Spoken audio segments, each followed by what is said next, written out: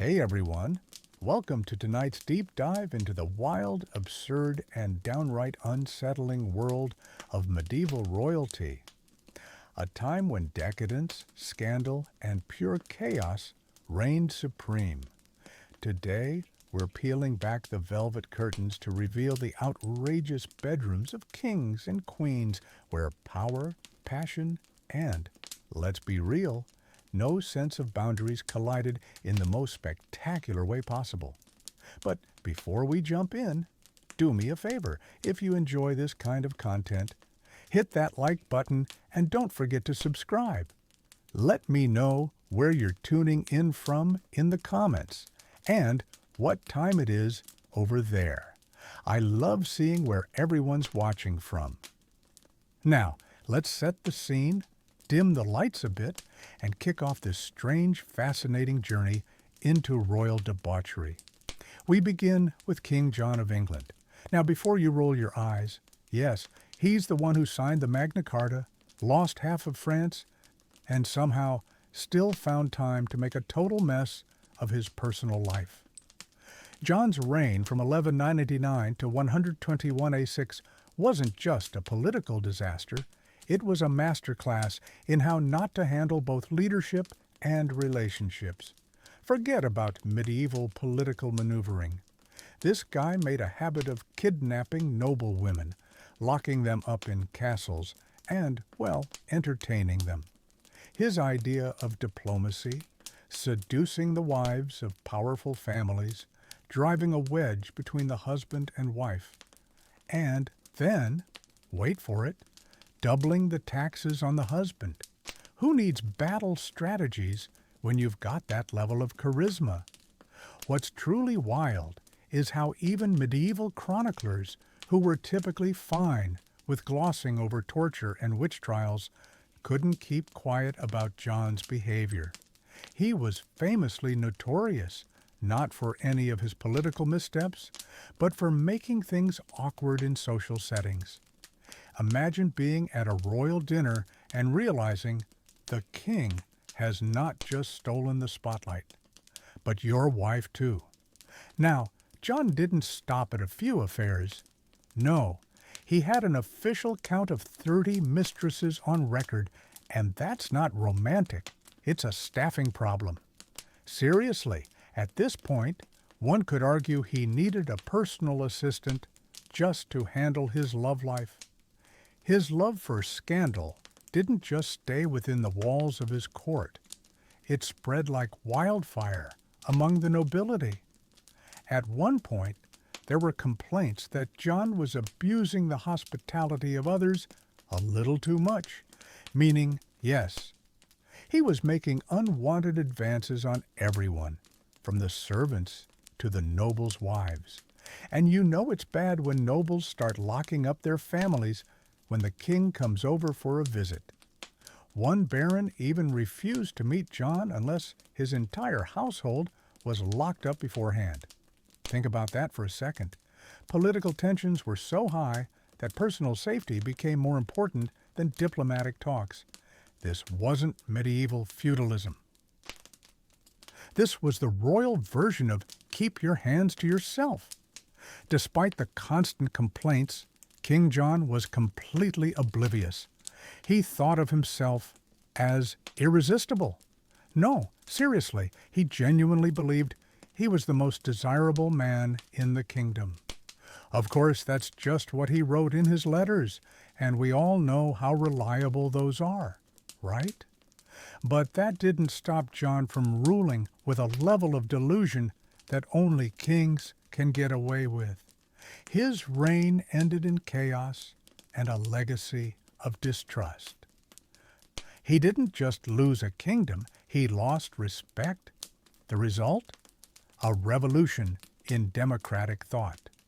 Yeah, you could argue that the Magna Carta was more about keeping him away from their families than ensuring civil liberties.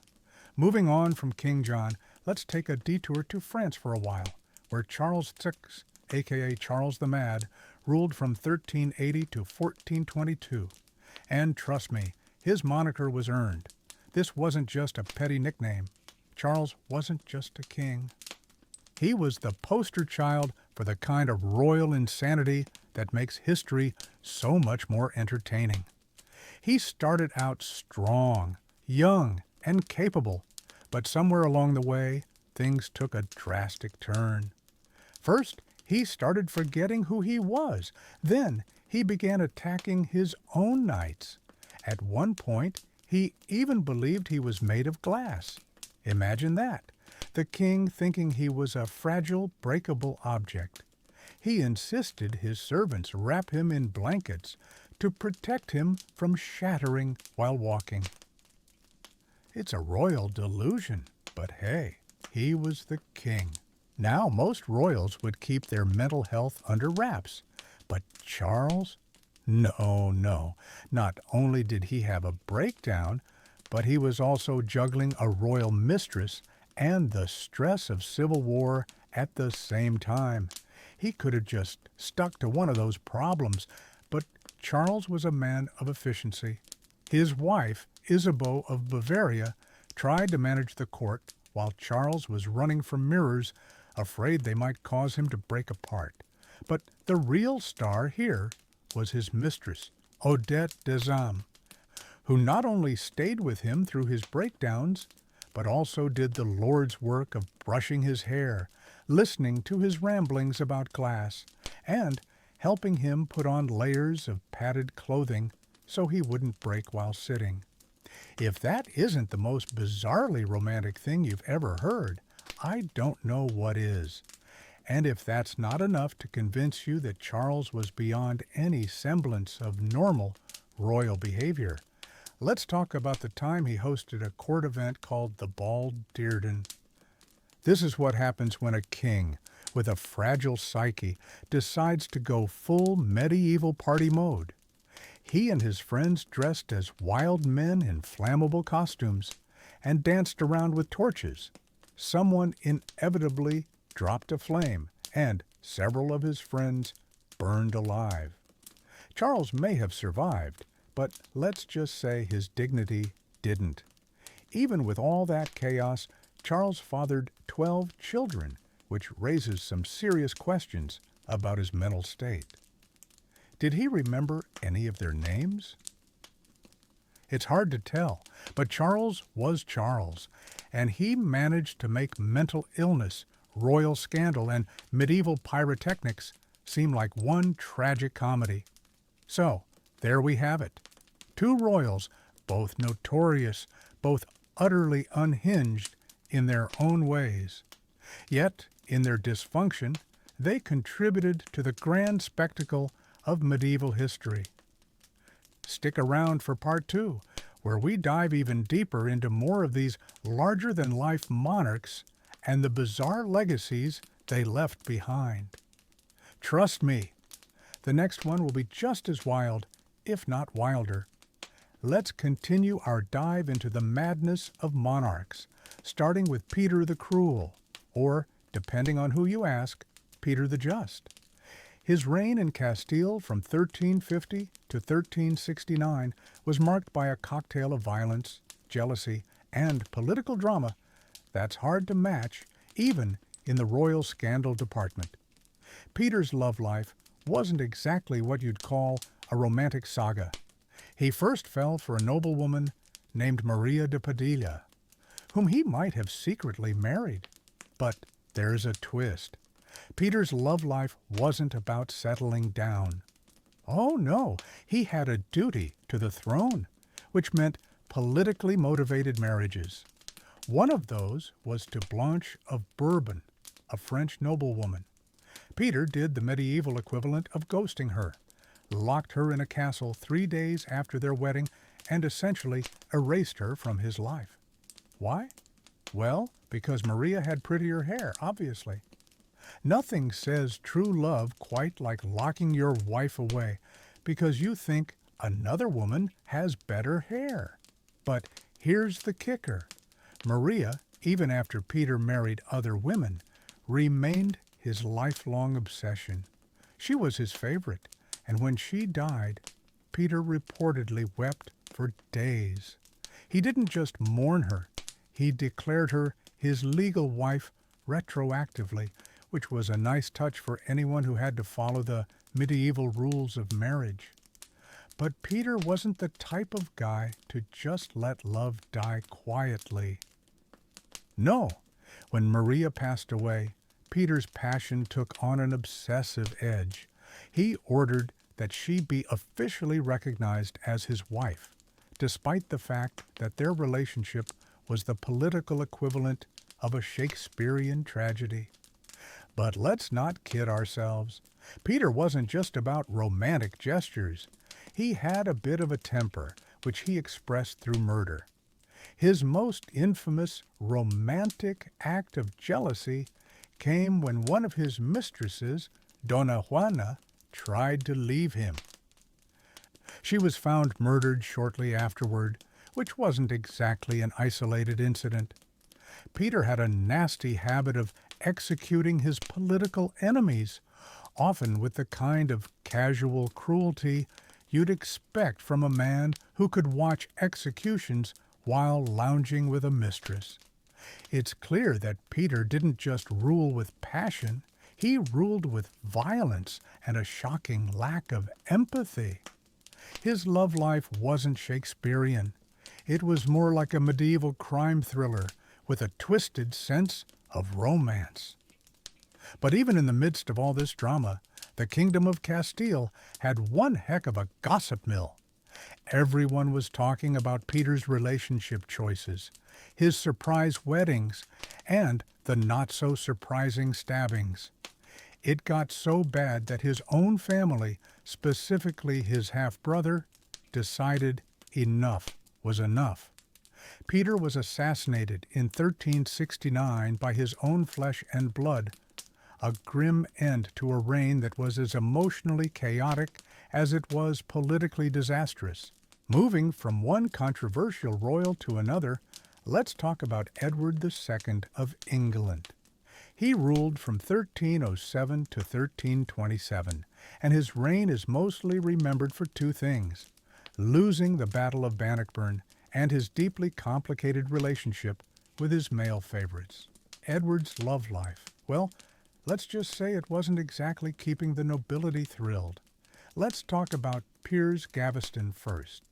Piers was Edward's childhood companion, rumored lover, and, well, let's just say he wasn't exactly a low-key presence at court. Edward loved him so much that he gave Piers vast estates, titles, and jewelry, much of which frankly did not fit Piers's style. He was more of a statement dresser. When Edward was crowned, Piers stood by his side and wore more sparkle than the royal regalia. The Queen, Isabella of France, was not thrilled. Not only was her husband openly doting on Piers, but the guy was outshining her in front of everyone. This was a power move that had a small problem. Namely, it wasn't exactly welcomed by the rest of the nobility, who were already eyeing Piers with increasing annoyance. But Edward didn't care. The nobles demanded that Piers be exiled. Edward sulked, sent him away, and then, wait for it, brought him right back. It's like a medieval version of an on-again, off-again teenage relationship, only with castles and crossbows. Eventually, things took a darker turn when Piers was executed by Edward's enemies. And Edward? He had what we can only call a full-on royal meltdown. He wore mourning clothes, wept in public, and turned his grief into an all-consuming obsession. But of course, grief doesn't always lead to growth. In Edward's case, it led to another favorite, Hugh Despenser the Younger, who was arguably more powerful than Piers. Hugh was the kind of favorite who didn't just enjoy Edward's affection. He took over. Land, titles, entire counties. Hugh practically became the second king. The rest of the nobility was furious, and Isabella, now fully in her vengeance era, decided to team up with a lover of her own and overthrow Edward. When the barons revolted, Edward was defeated, imprisoned, and, well, some say he was killed in a particularly gruesome manner involving a red-hot poker. Medieval revenge wasn't subtle, folks. Now, let's move from Britain over to Bohemia for a moment, where the reign of Wenceslaus IV, aka Wenceslaus the Drunk, was nothing short of a train wreck. He wasn't just a bad ruler. He was a ruler who used alcohol as his primary political tool. His reign was less about governing and more about hosting endless drinking sessions where decisions were made between rounds of mead and inappropriate limericks. Imagine trying to negotiate important treaties while one of your advisors is halfway through a bottle of wine and arguing over whether the meatloaf at the feast could be improved with some extra garlic. Wenceslaus wasn't just a fan of drunken debates. He was also known for his strange habit of streaking through the palace, delivering royal edicts while wearing nothing but a sword belt. According to one chronicler, he once gave a speech completely naked other than that belt, and justified it by saying, "Clothes are for the timid," because that makes perfect sense when you're the king. But let's not forget his personal life. Wenceslaus wasn't shy about his romantic interests. He favored barmaids, laundresses, and occasionally noble women, though he seemed more interested in their beer recommendations than their feelings. And when one noble accused him of seducing his sister, well, Wenceslaus shrugged it off, offered him a drink, and moved on. Why wouldn't you? His court was an absolute mess of excess, where every scandal was practically expected and no one took anything seriously. Least of all, Wenceslaus himself. As we close out this part of our Royal Madness tour, it's safe to say these kings had one thing in common. They weren't interested in ruling. They were interested in living in their own private soap operas. Power, love, scandal, and complete disregard for responsibility. That's what these kings left behind. And trust me, the next monarch we discuss makes these guys look like amateur hour. Now that we've seen the truly wild antics of Peter the Cruel, Charles VI, and Wenceslaus IV, let's dive into the next chapter of royal chaos with two of history's most infamous figures, Edward II and Henry VIII of England. Edward II, who ruled from 1307 to 1327, is often remembered for his catastrophic military losses and his deeply entangled relationships with his male favorites. His most notorious relationship, of course, was with Piers Gaveston, his childhood companion and rumored lover. To understand just how outrageous this was, picture this. Edward showered Piers with titles, land, and even jewelry. Pretty much everything you'd expect to be given to a high-ranking nobleman, except Piers was neither noble nor respected by the court. He was just Edward's best friend, and that alone seemed to make him untouchable. At Edward's coronation, Piers strutted around in more sparkle than the actual royal regalia. Imagine the audacity of this. While Queen Isabella, Edward's wife, was supposed to be the queen consort, Piers was the one getting all the attention. This was a total slap in the face to the English nobility, who, let's be honest, weren't exactly thrilled to see their king's affections going to a man who wasn't even in line for the throne. Isabella, understandably, wasn't too happy about it either, and as the tension between Edward, Piers, and the court grew, it was clear that the royal family was about to implode. Edward's relationship with Piers was so outrageous that the nobles had no choice but to demand Piers be exiled. But Edward, being the petulant teenager he was, sulked and sent Piers away, only to welcome him back soon after. This wasn't just a political mess. It was a royal soap opera with castles, crossbows, and a lot of tears. Eventually, Piers was executed, and Edward, predictably, had a total breakdown. Public mourning, emotional meltdowns, you name it, Edward did it. But instead of using his grief as an opportunity for introspection, Edward just found a new favorite, Hugh Despenser the Younger, who made Piers look like a footnote in Edward's reign. Hugh was the next man to gain Edward's favor, and with that favor came more land, power, and titles. He essentially became the second king, pulling the strings behind Edward's back.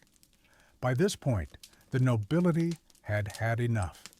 Isabella, now more vengeful than ever, teamed up with a lover of her own, and the barons rose up to dethrone Edward. In the end, Edward was imprisoned, and there were rumors, oh, the rumors, that he met his end in one of the most gruesome ways imaginable. Medieval revenge, ladies and gentlemen, was never subtle. So, what do we learn from Edward II's reign? Well, mixing politics with personal drama is probably not the best strategy for long-term stability, but, as we'll see, this trend of royals letting their personal lives unravel in public was far from over. Enter Henry VIII, Henry the Faith, the man who invented divorce, literally. If Edward II's reign was a soap opera, then Henry VIII's was a full-blown medieval reality show that still has people talking today. Known for his 6 wives and his infamous split from the Catholic Church, Henry VIII was not just a king. He was a walking, talking scandal machine who managed to turn the entire religious landscape of England upside down, all because he wanted a son. Let's start with his first wife, Catherine of Aragon. After 20 years of marriage, Henry decided that God was mad at him for not having a male heir. Naturally, instead of introspection or family counseling, he decided to get an annulment from the Pope. But when the Pope refused, Henry took matters into his own hands and, here's the kicker, created a whole new church. Yes, that's right. He founded the Church of England, purely so he could divorce his wife. That's a level of pettiness that would make most monarchs blush. But Henry didn't stop there. Enter Anne Boleyn, wife number 2, whom Henry loved so much, he wrote her passionate, albeit terrible, love letters full of obsession and some truly questionable poetry.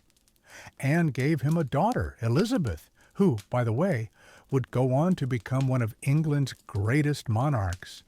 But no sons. For Henry, this was unforgivable, and so Anne was arrested, tried for adultery, witchcraft, and possibly being a little too popular at court. Spoiler, she was beheaded. But Henry didn't wallow in sorrow for too long.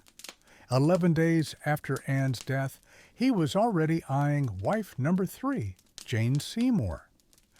Jane produced the much-desired male heir, Edward, but tragically died shortly after childbirth. Now, you might think Henry would take a break from marrying for a while, but no, this is Henry VIII we're talking about. He married Anne of Cleves, but when he saw her in person, he famously said she looked like a Flanders mare. Not exactly the romantic declaration you want to hear when you're about to walk down the aisle. This marriage lasted 6 months, and Henry was quick to call it a no-fault divorce, a medieval version of a polite breakup. He was basically like, "You're lovely, but I'm just not that into you," and then went off to marry wife number 5, Catherine Howard, who was much younger than him and, well, considerably less discreet. Catherine was executed for adultery, which, to be fair, was probably hard to avoid when you were married to a man whose idea of romance was getting married 6 times and then beheading anyone who didn't live up to his expectations.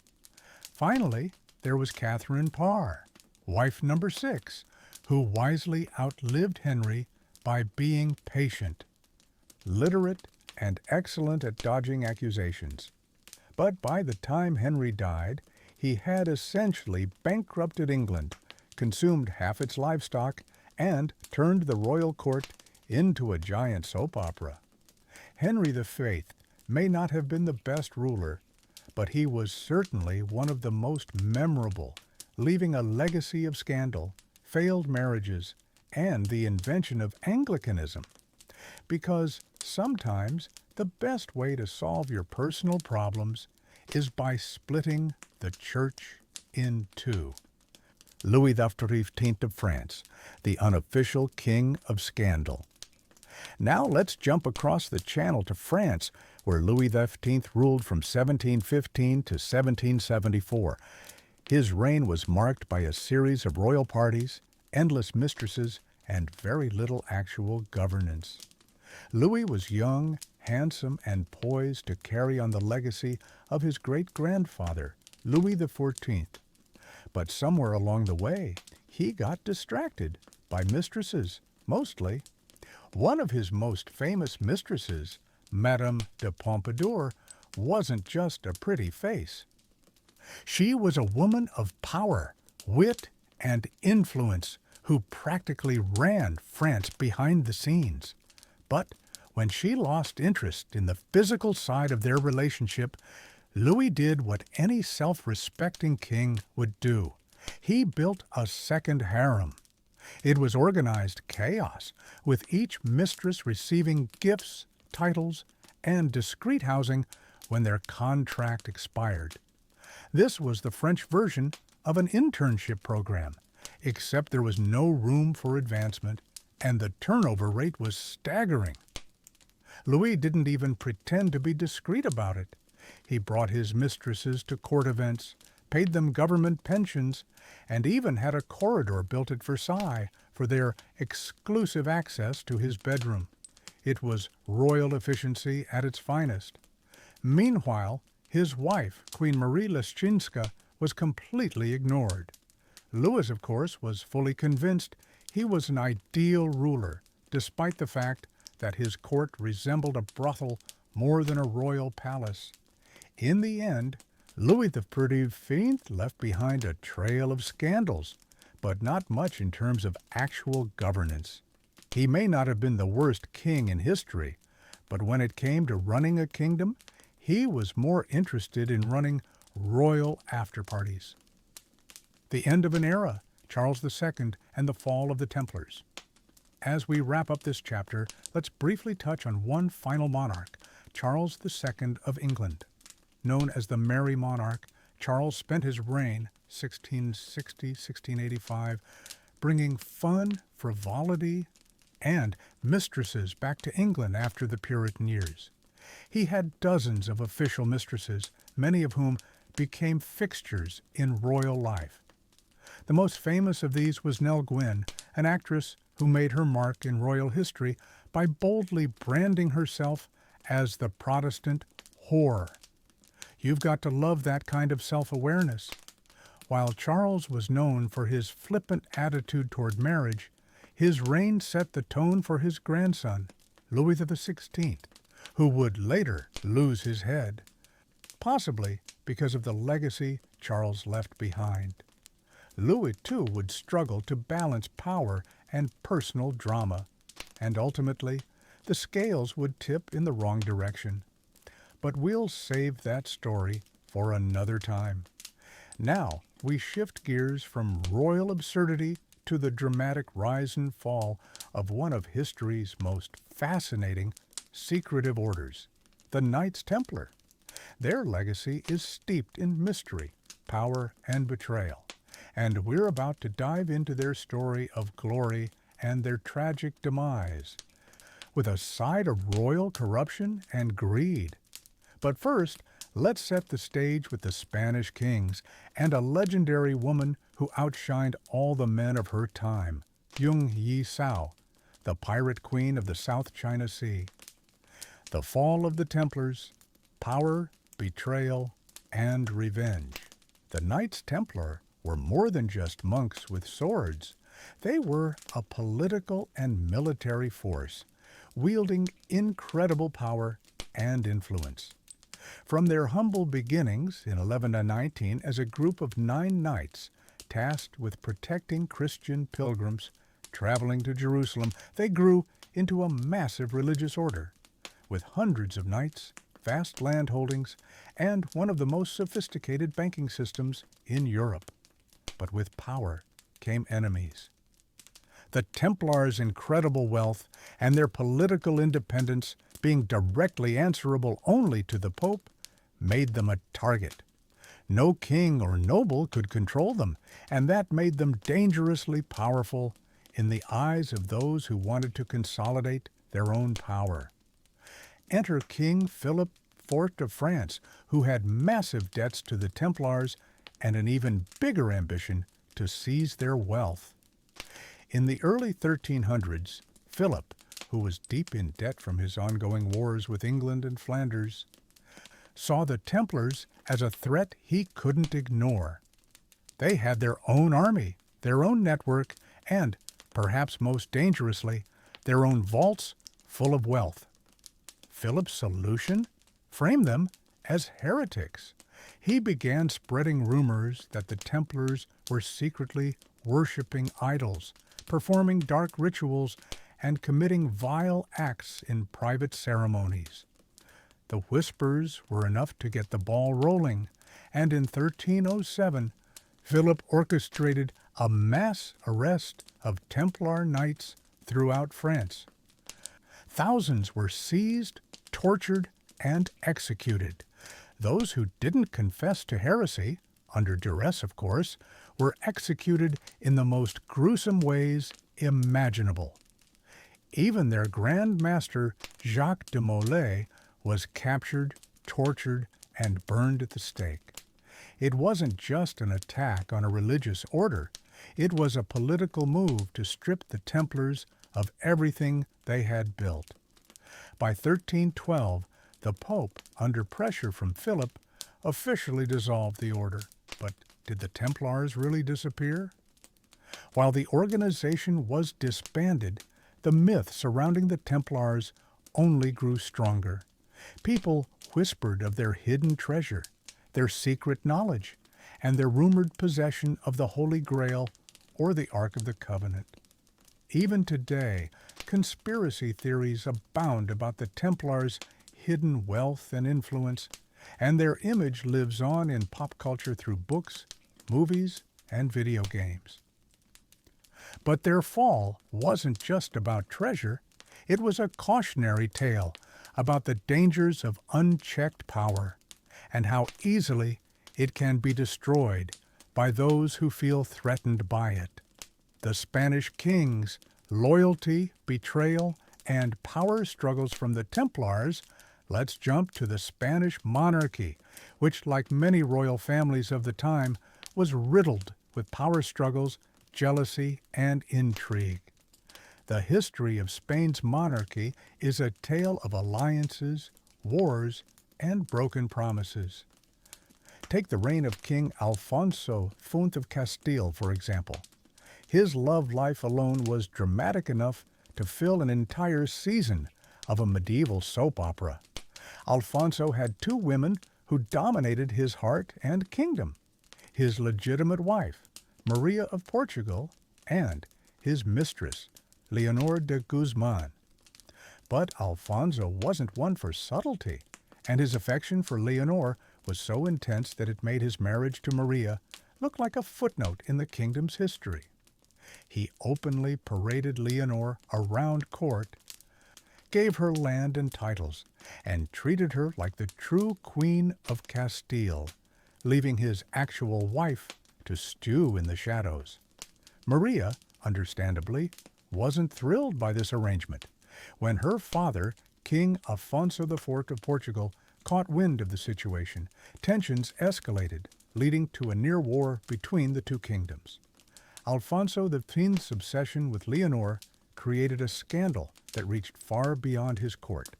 His marriage was a political alliance, but he was so fixated on Leonor that he didn't care what his enemies thought. He was willing to risk his kingdom's stability for love, or something that resembled it.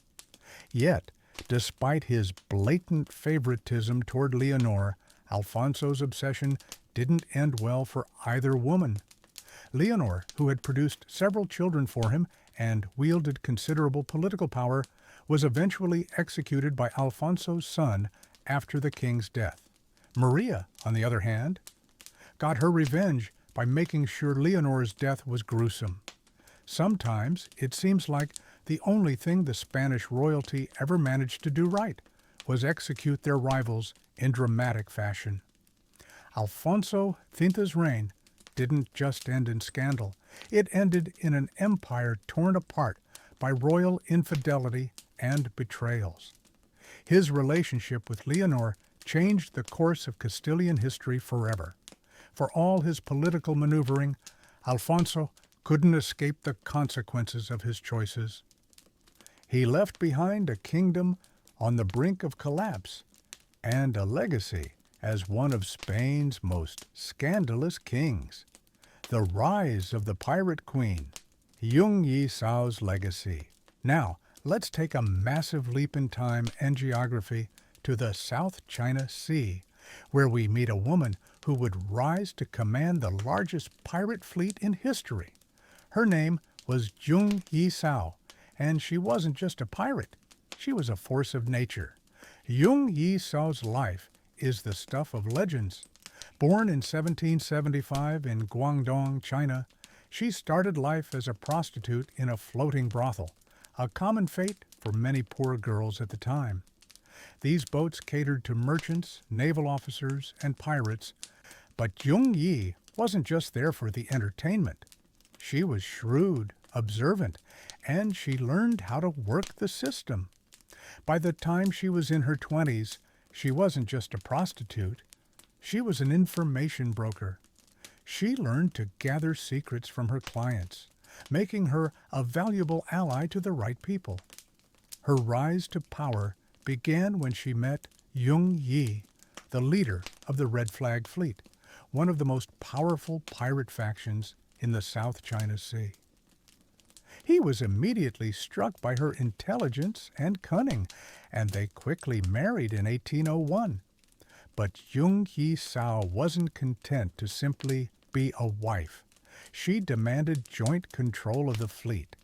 In a world where women were rarely granted power, this was revolutionary. She didn't just want to be a figurehead, she wanted to run the show. When Yung Yi died in 1807, his death created a power vacuum.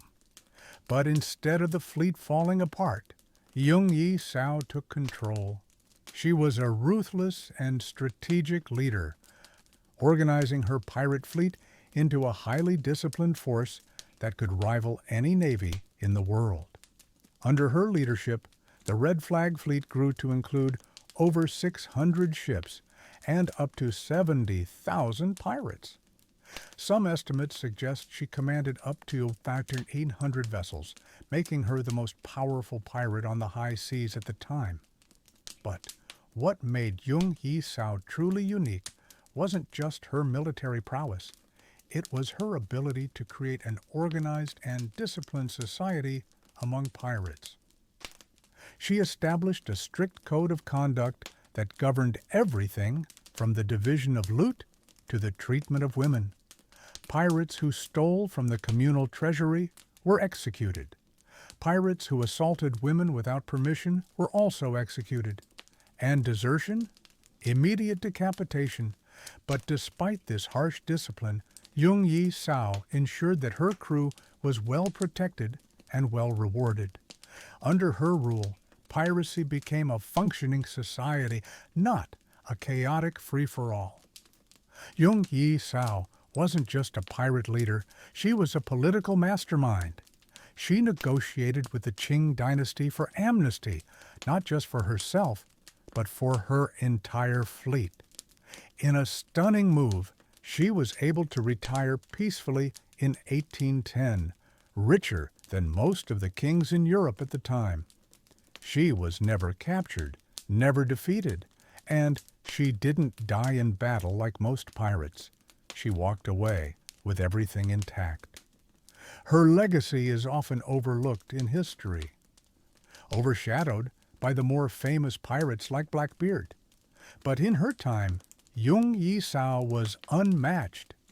She was a woman who not only commanded a fleet, but an empire, and walked away from it all without a scratch. Now that we've covered the wild, explosive reigns of medieval and early modern kings, let's continue the story with more tales of royal blunders, powerful women, and the hidden forces that shaped history. From Spain to the high seas, these stories aren't just about power. They're about the often overlooked forces that reshape the world in ways we still feel today. The fall of Wenceslaus IV, a king who drank his reign away. Wenceslaus IV of Bohemia ruled from 1378 to 1419, and his reign was a chaotic mix of drunkenness, mismanagement, and absurd personal behavior. He started out with promise, but like so many kings before him, he had a little too much fun and a little too much wine. Wenceslaus developed a reputation for hosting massive drinking sessions where important state decisions were made between rounds of mead and limericks, not exactly the foundation of a strong government. His reign was more about partying and less about ruling. Wenceslaus frequently went on drunken benders, often refusing to attend to the affairs of state.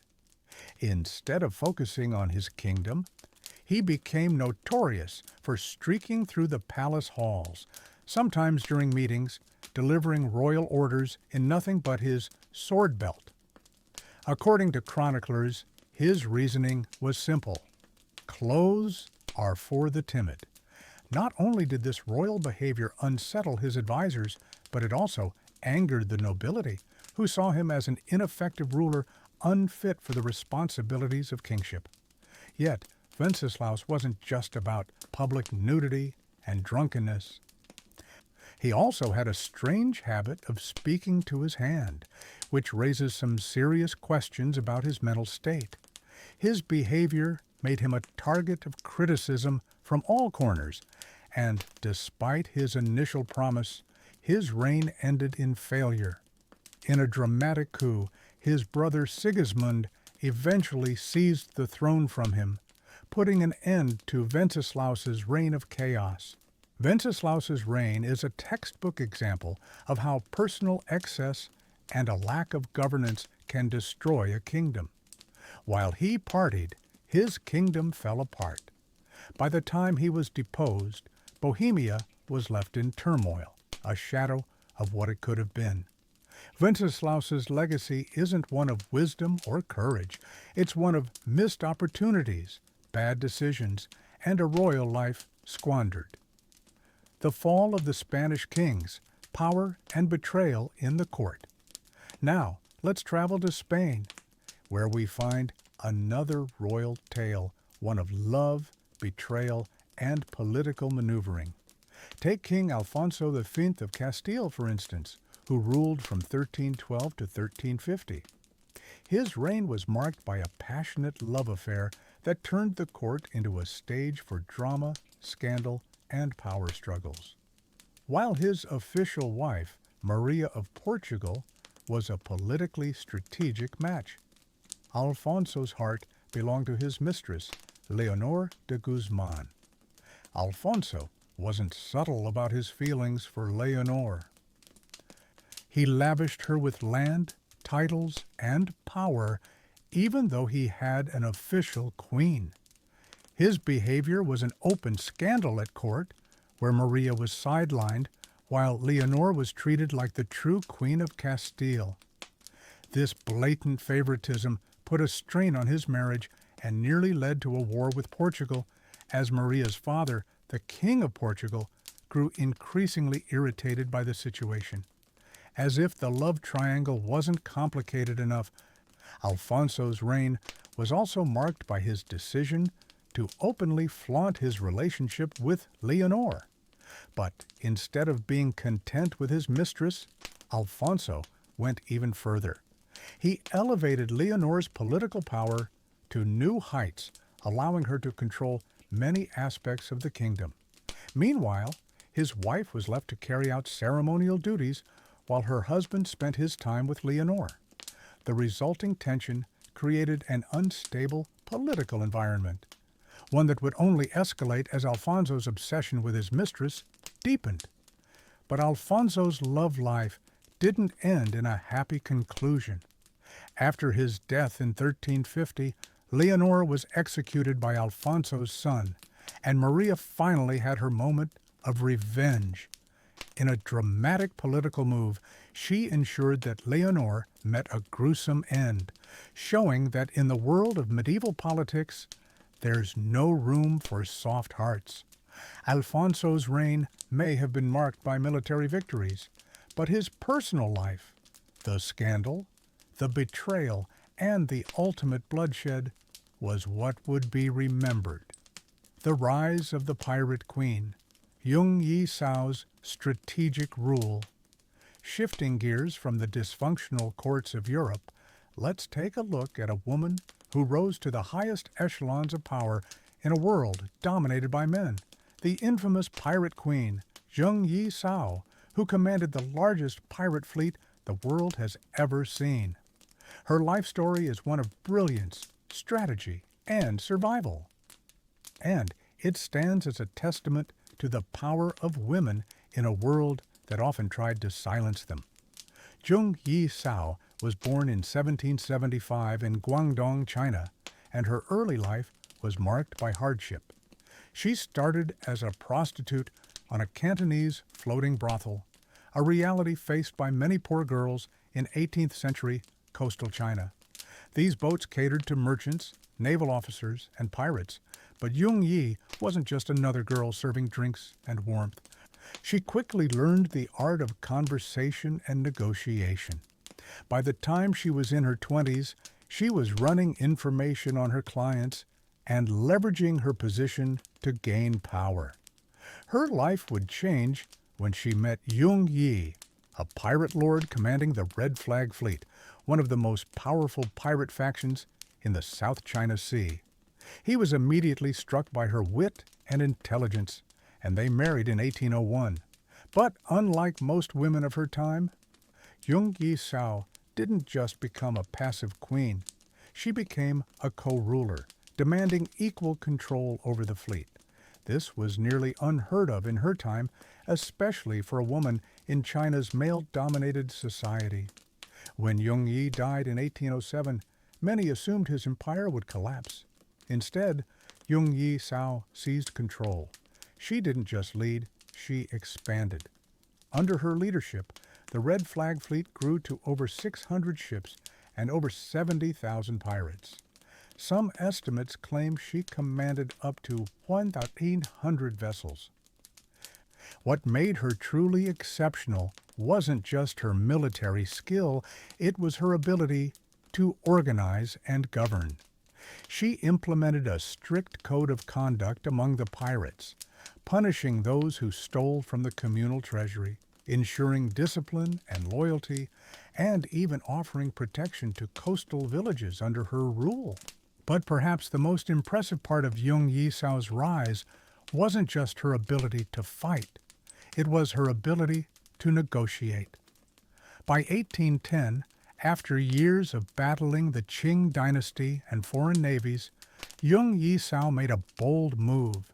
She sought amnesty from the very government that had been trying to destroy her. The Qing dynasty, having failed to defeat her on the high seas, agreed to her terms. Jung Yi-sao's fleet was disbanded, but she was allowed to retire with her wealth, power, and dignity intact. She walked away from piracy, not in chains, but as a respected, rich woman, something few pirates, male or female, ever achieved. Her retirement didn't mark the end of her legacy. She became a successful businesswoman in Canton, running gambling houses and opium smuggling operations. Jung Yi Sao had defied every expectation placed on her. She didn't just survive a man's world, she thrived in it, built an empire, and left it on her own terms.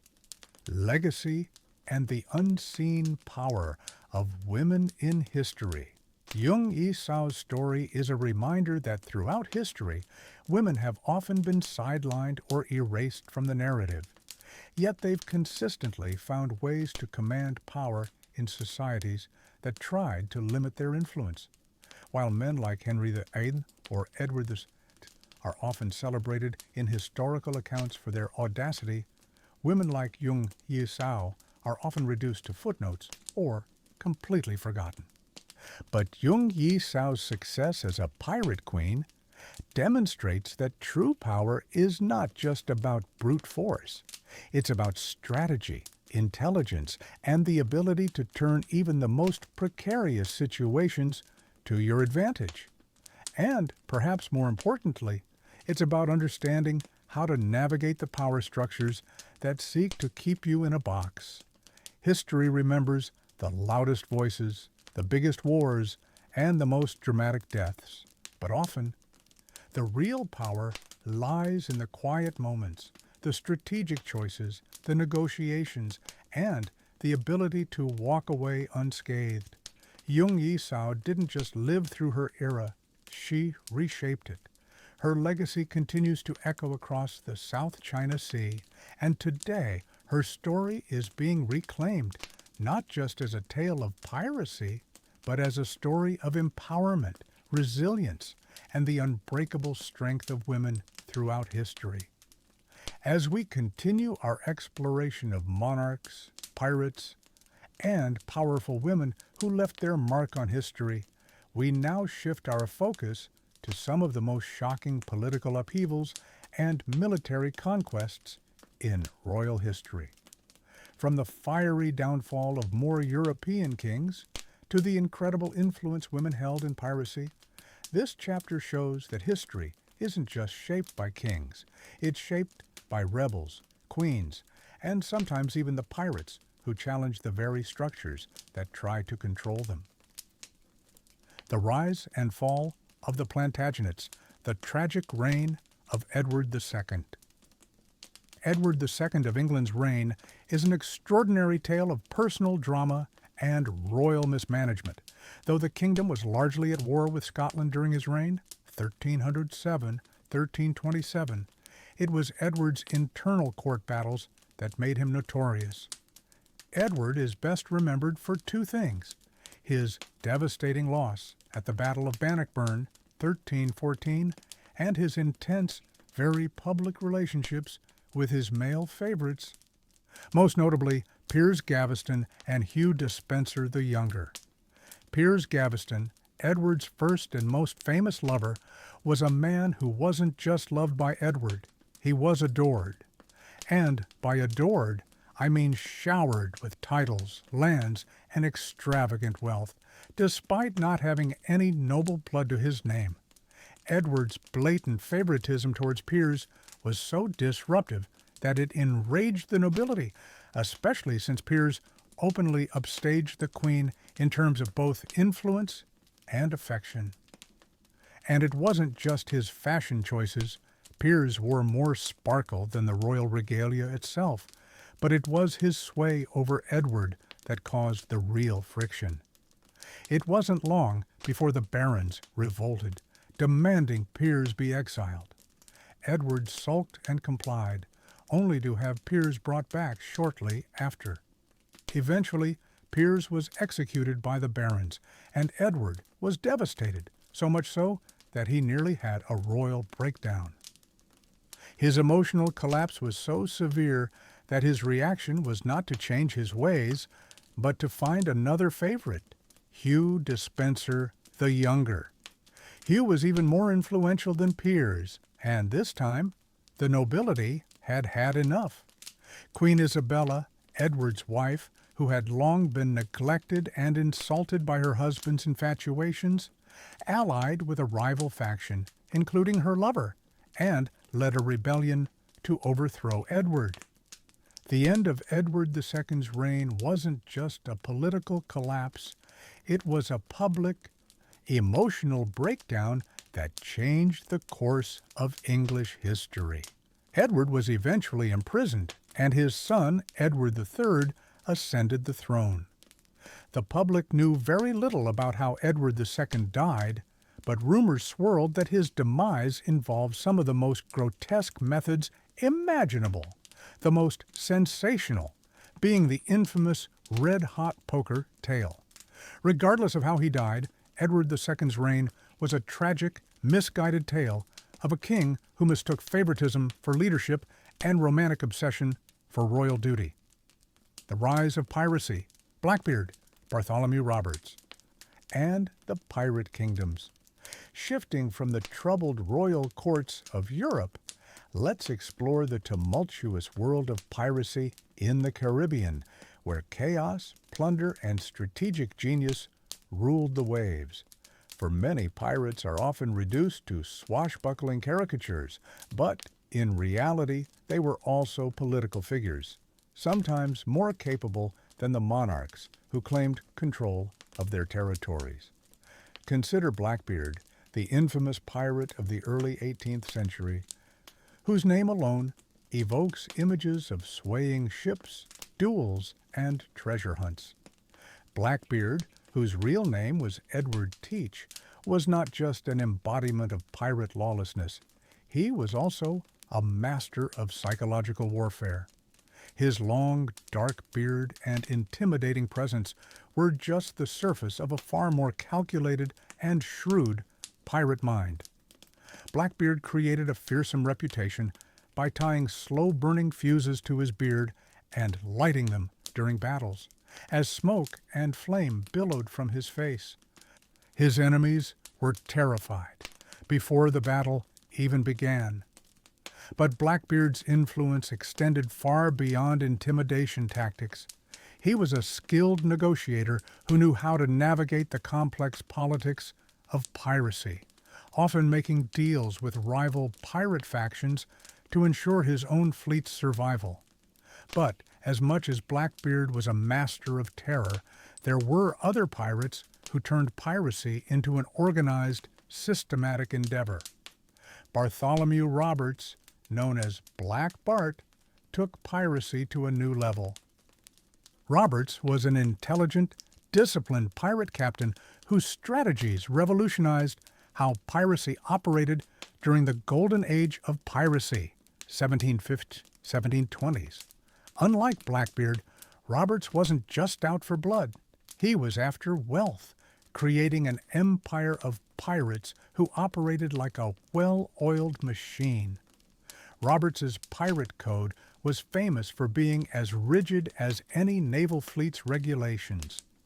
Pirates under his command followed strict rules, such as sharing the loot equally, never harming their fellow pirates, and adhering to a democratic form of governance. Roberts also saw piracy as a business, targeting merchant ships and creating an organized system for attacking. Under his leadership, Roberts captured hundreds of ships, amassing a fortune and even holding the position of unofficial king over the pirates of the Caribbean. He became the most successful pirate of his time, capturing ships from various nations, including the British, French, and Portuguese. And he was able to hold on to his position of power longer than most. But piracy, like royalty, was fraught with betrayals, and Roberts met his end in 1722 when he was killed in battle. His death marked the end of an era for pirates, as the English Navy had grown increasingly adept at hunting down these lawless rebels, women of power, from pirate queens to political figures. What truly sets this chapter apart is the powerful influence of women who ruled in a world dominated by men. Especially in the pirate world, where their stories were often silenced or overlooked. Jung Yi Sao's story serves as a perfect example of a woman who didn't just survive in a man's world. She thrived and led with unmatched strategic brilliance. Jung Yi Sao, the pirate queen of the South China Sea, was a woman who commanded respect not through brute force, but through intellect, strategy, and sheer willpower. She rose from the ranks of a Cantonese floating brothel to become the leader of the largest pirate fleet in history. Upon marrying Jung Yi, a powerful pirate lord, she didn't just play the traditional role of a wife. She demanded co-leadership of the fleet, making her one of the most powerful women of her time. Her rise to power was not only a personal triumph, but a masterstroke of political maneuvering. When her husband died in 1807, Jung Yi Sao didn't cower in the face of his death. She took control. Under her leadership, the Red Flag Fleet grew to an unimaginable size, with hundreds of ships and thousands of pirates under her command. She introduced a strict code of conduct that turned piracy into a highly organized, military-like operation. While most pirates were known for chaos and disarray, Jung Yi Sao turned piracy into a legitimate force, maintaining order, loyalty, and discipline among her pirates. She enforced strict punishments for anyone who stole from the fleet, and she protected coastal towns under her rule, making piracy safer and more organized than it had ever been. But her true genius came when she negotiated her retirement with the Qing dynasty. Instead of being defeated in battle or captured, Jung Yi Sao walked away from piracy with immense wealth, respect, and freedom, an unprecedented outcome for a pirate. Her legacy is one of strength, intelligence, and power, showing that women, even in the most male-dominated environments, could rise to power and command empires. Her story is often overshadowed by more famous pirates like Blackbeard and Henry Morgan. But Jung Yi Sao's achievements were far more remarkable. She didn't just fight for control, she built an empire and retired as a respected businesswoman, ensuring that her influence would never fade. The legacy of women in power, unseen and unheard. Jung Yi Sao's success and the influence of other women like her shows that while history has often sidelined women, they have been quietly shaping the world for centuries. From pirate queens to political figures, women have wielded power in ways that were often overlooked, but were no less formidable. In a world where kings and warriors are often given the spotlight, it's important to remember the stories of women who fought, ruled, and reshaped history in their own right. As we close this chapter on the rise and fall of monarchs, pirates, and queens, it's clear that history is often told through the voices of the loudest and most famous. But sometimes, the most powerful stories are those that aren't heard until much later. Those of the women who built their own empires and walked away with their legacies intact. As we continue our deep dive into the tumultuous lives of monarchs, pirates, and those who defied convention, we now explore more figures whose legacies are both celebrated and haunted by the choices they made. From rebellious monarchs whose reigns ended in disaster, to women who forged their own power in worlds built for men. The chapters of history are filled with complex characters who, knowingly or unknowingly, reshaped the landscape they ruled. In this part, we look at the lasting imprints of royal failures, the legacy of resistance to power, and the stories of rebellion that sometimes change the world forever. The legacy of the Plantagenets and the tragic fall of Richard II. Richard II, who reigned over England from 1377 to 1399, is remembered as one of the most tragic monarchs in British history. Unlike the feasts and exploits of Henry VIII or the controversies of Edward II, Richard's downfall wasn't the result of scandalous affairs or military failure. Instead, Richard's reign was marked by political struggles and a lack of experience that led to a dramatic fall from grace. Richard II ascended the throne at just 10 years old, and while he was known for his personal piety and attempts at reform, his reign quickly became a political battleground. His reliance on a group of favorites known as the lovers of the king alienated his nobility, creating a rift between the crown and the powerful lords of England. His efforts to centralize power were perceived as a threat by the aristocracy, and this growing dissatisfaction with Richard's rule eventually led to the famous Peasants' Revolt of 1381. Richard's failure to effectively handle the crisis demonstrated his lack of political savvy and cemented his reputation as a king out of his depth. Though he managed to survive the revolt's impact on his reign was profound, further weakening his grip on power. In the years that followed, Richard's decision to strip the nobility of their power in favor of loyalists backfired, sparking a rebellion led by his cousin Henry Bolingbroke. In 1339, Richard II was deposed by Henry, who became Henry IV. Richard was imprisoned, and though there are conflicting reports about his death, many believe he died in captivity, possibly starving or murdered. Richard's downfall wasn't one of dramatic battle or betrayal. Instead, it was the result of political incompetence, misplaced trust, and a failure to understand the dynamics of power. In a very real sense, Richard became a prisoner of his own ambition and idealism. Richard II's tragic fall is a clear warning about the dangers of ruling in a vacuum, surrounded by sycophants and disconnected from the broader needs and concerns of the kingdom. His reign represents the fragility of monarchies built on fragile foundations, and his legacy endures as a cautionary tale for leaders who fail to understand the importance of alliances and balance. The forgotten queens of piracy, women who dared to defy.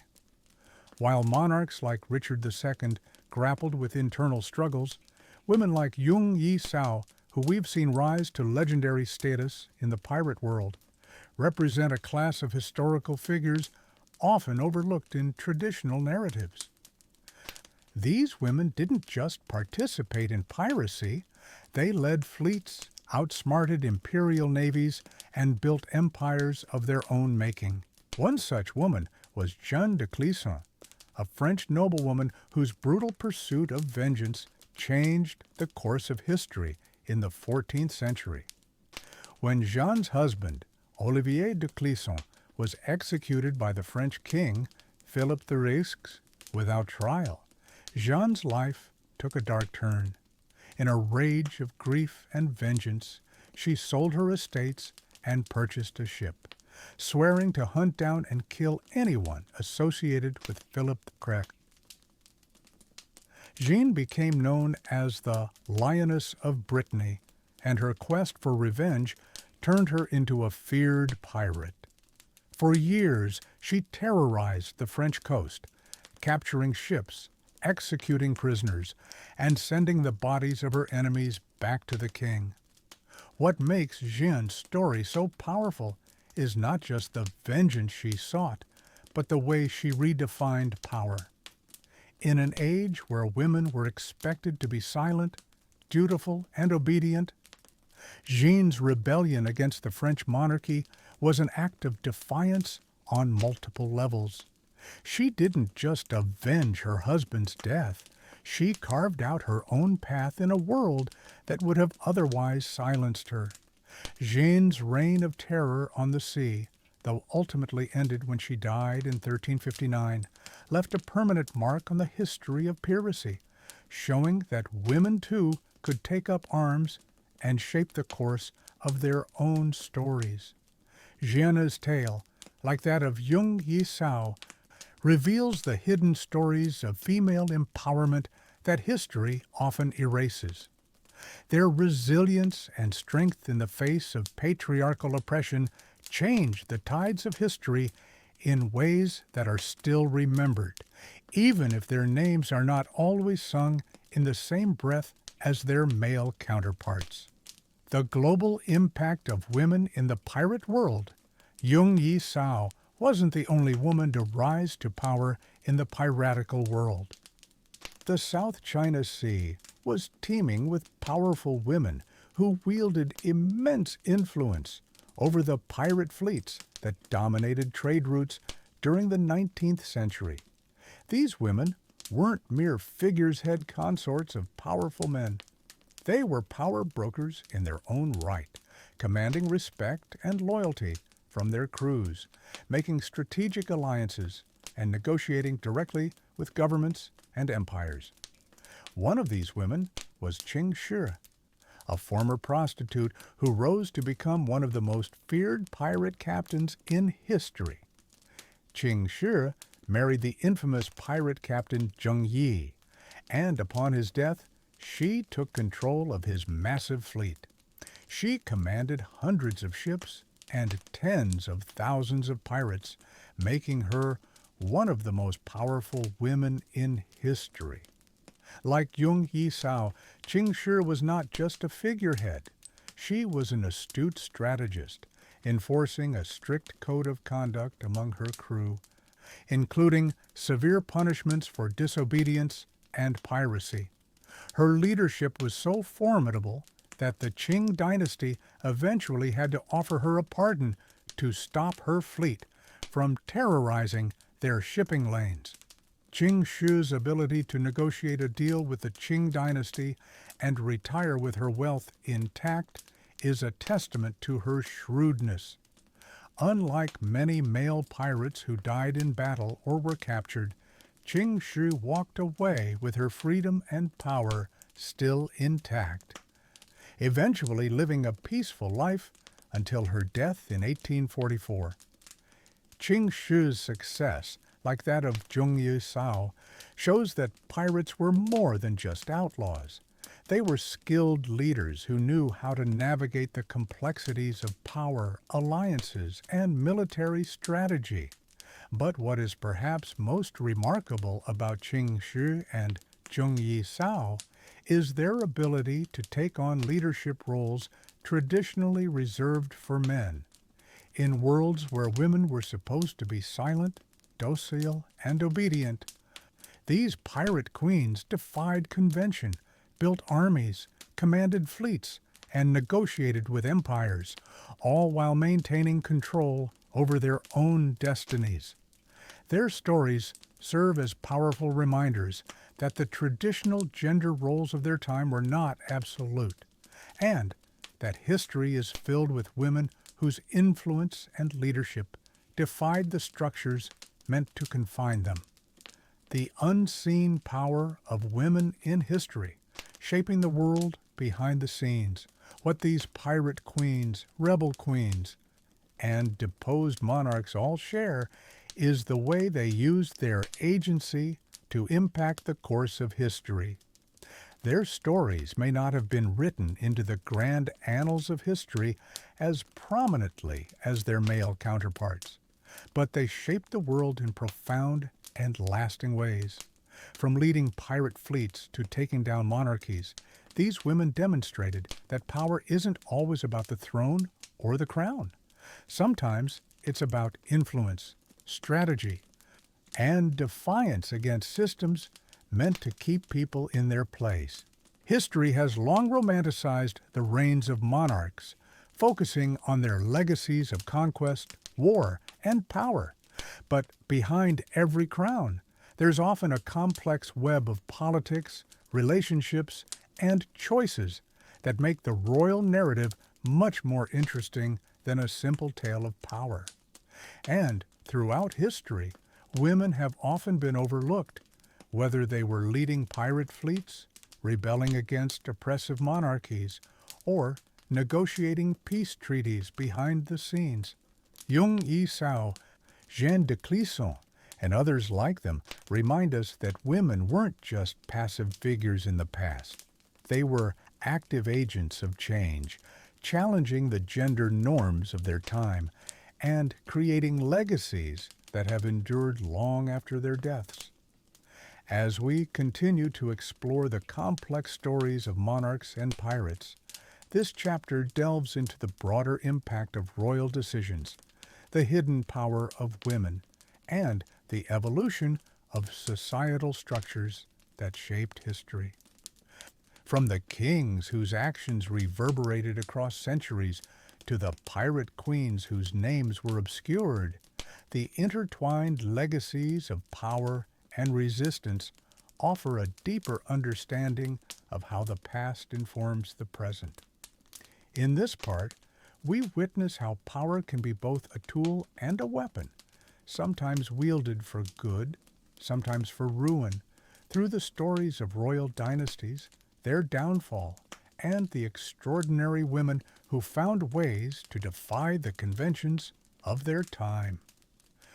The decline of the French monarchy, the revolution that reversed everything. When we think of revolutions, we often focus on the grand clashes, the storming of the Bastille, the execution of King Louis XVI, the rise of Napoleon. But the French Revolution was much more than just a series of violent uprisings. It was a complete societal upheaval that stripped away centuries of established power and authority.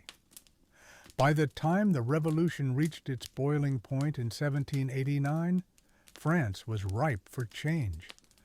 The monarchy, embodied by Louis XVI and Marie Antoinette, had long been in decline. Louis was indecisive, and Marie Antoinette, despite being beloved by the people in her early years, became a symbol of royal excess. As France sank deeper into debt from wars, including their support for the American Revolution and widespread famine, the people's patience with the monarchy wore thin. Marie Antoinette, often vilified as the Madame Deficit due to her extravagant lifestyle, while the French populace suffered, became the focal point of the people's anger. Though her actual role in the monarchy's fiscal problems was minimal, the image of her opulent lifestyle clashed sharply with the dire conditions of the common folk. Her infamous remark, "Let them eat cake," though likely a fabrication, perfectly captured the disconnect between the monarchy and the people. Louis XVI's inability to reform the system, combined with growing unrest, eventually led to the storming of the Bastille, the rise of the revolutionaries, and the monarchy's eventual fall. The king and queen were imprisoned, tried for treason, and executed, marking the symbolic end of the French monarchy. But what followed the fall of the monarchy wasn't just a new government. It was an ideological shift that reshaped the entire nation. The ideals of liberty, equality, and fraternity became the guiding principles, and the revolution was seen as the triumph of the people over the oppressive power of the crown. While the monarchy's fall was inevitable, it sparked a series of revolutions across Europe, signaling the end of absolute monarchies in much of the Western world. Yet, even as the monarchy crumbled, one must consider the impact of this downfall on the women of France. Marie Antoinette, who had been both reviled and admired during her life, became a martyr for the old regime. Her tragic execution symbolized the end of an era and the beginning of a new world order, where power no longer rested solely in the hands of kings and queens, but in the hearts of the people. The French Revolution in many ways redefined the very concept of monarchy and governance, and women like Marie Antoinette became central to this transformation. Pirates, rebellions, and the women who wielded power in shadows.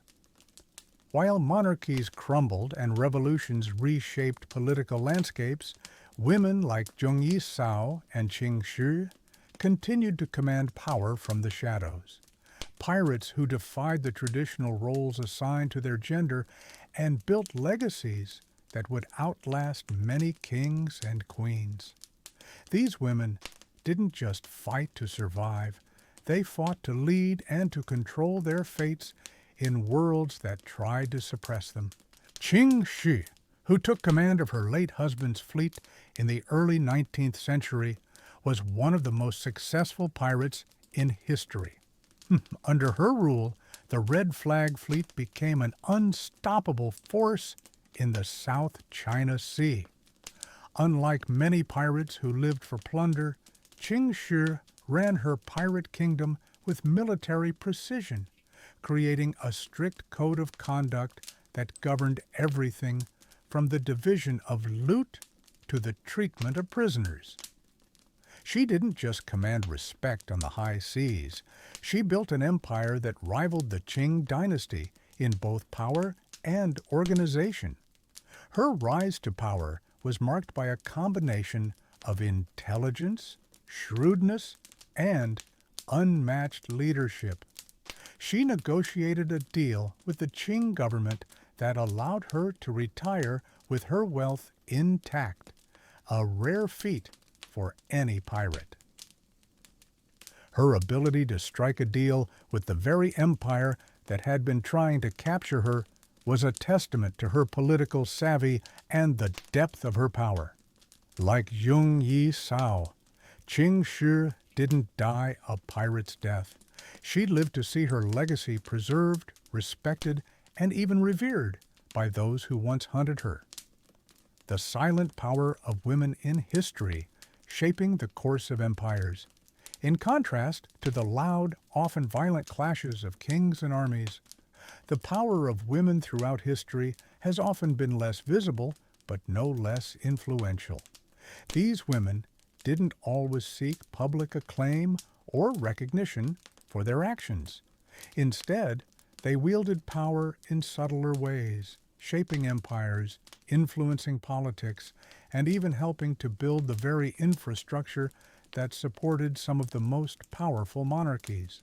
Take Empress Theodora of the Byzantine Empire, for example. Born into a humble background as an actress, Theodora's rise to power as the wife of Emperor Justinian I is one of history's most remarkable stories. Theodora was an astute and ambitious woman who played a significant role in shaping Justinian's policies and securing his reign.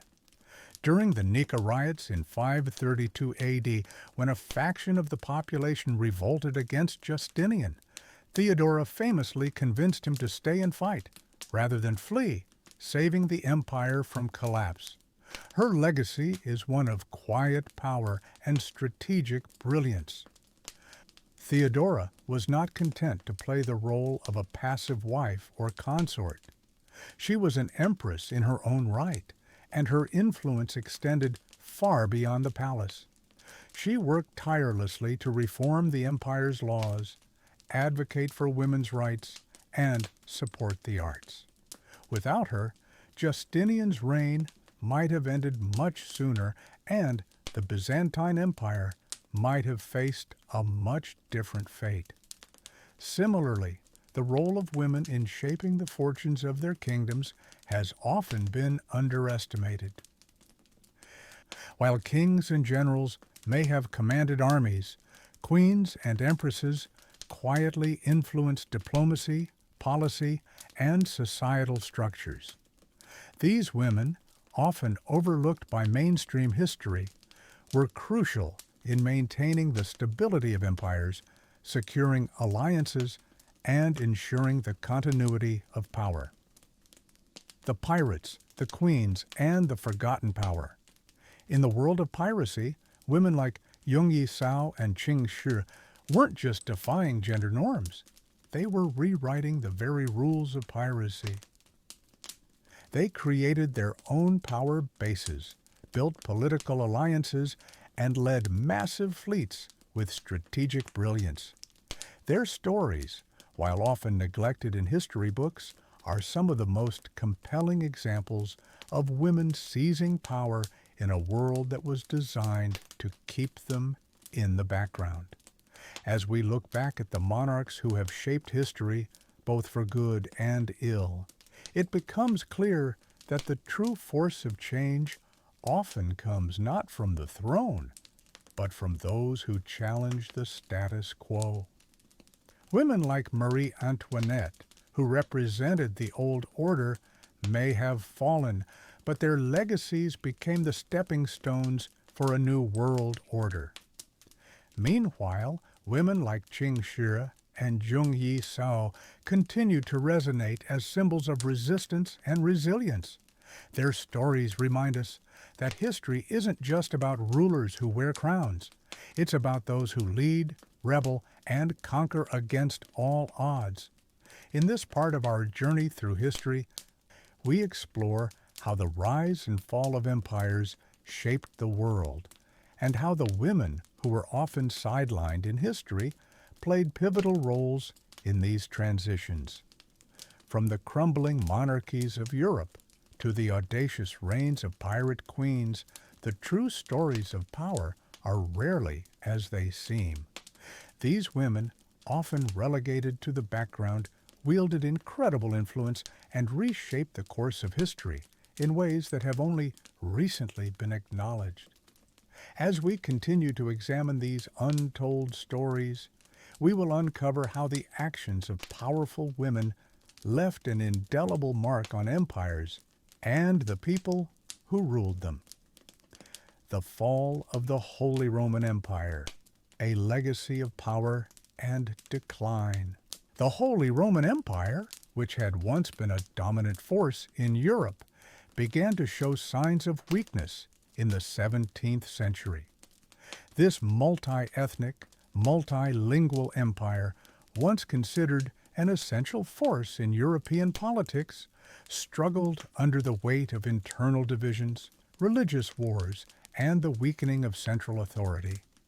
While many attribute the fall of the empire to military defeats or the rise of competing powers, a more nuanced story lies beneath. One of the key moments in the decline of the Holy Roman Empire was the 30 Years' War, 1618-1648, which ravaged Europe and led to the weakening of imperial power. This war, largely fought between Protestant and Catholic states, saw numerous royal families vying for power and land. However, the end of the war and the subsequent Peace of Westphalia marked a turning point in the empire's ability to exert control over its member states. The Treaty of Westphalia, signed in 1648, significantly weakened the emperor's power, solidifying the rise of independent nation-states. Yet, the most significant aspect of the fall of the Holy Roman Empire wasn't just the military defeats or political machinations, it was the erosion of imperial legitimacy. The Habsburgs, who had been the reigning family of the empire for centuries, were no longer able to hold the empire together in a meaningful way. The fragmentation of the empire, coupled with the rise of powerful nation-states, led to a system where the emperor's power became more symbolic than real. By the 19th century, the empire was effectively dissolved, and the modern political landscape of Europe took shape. What is often overlooked in this story is the role that powerful women, such as Empress Maria Theresa, played in keeping the empire stable during its decline. Maria Theresa, who ruled as the Archduchess of Austria from 1740 to 1780, was one of the most significant figures in the empire during its final years. Despite her status as a woman in a patriarchal society, Maria Theresa was a determined and effective ruler, navigating complex political alliances and military challenges to maintain Habsburg influence across Europe. She had to fight to protect her position and authority not only against external enemies, but also within her own court, where her power was often questioned. Maria Theresa's reign marked a period of reform as she modernized the Austrian military and economy.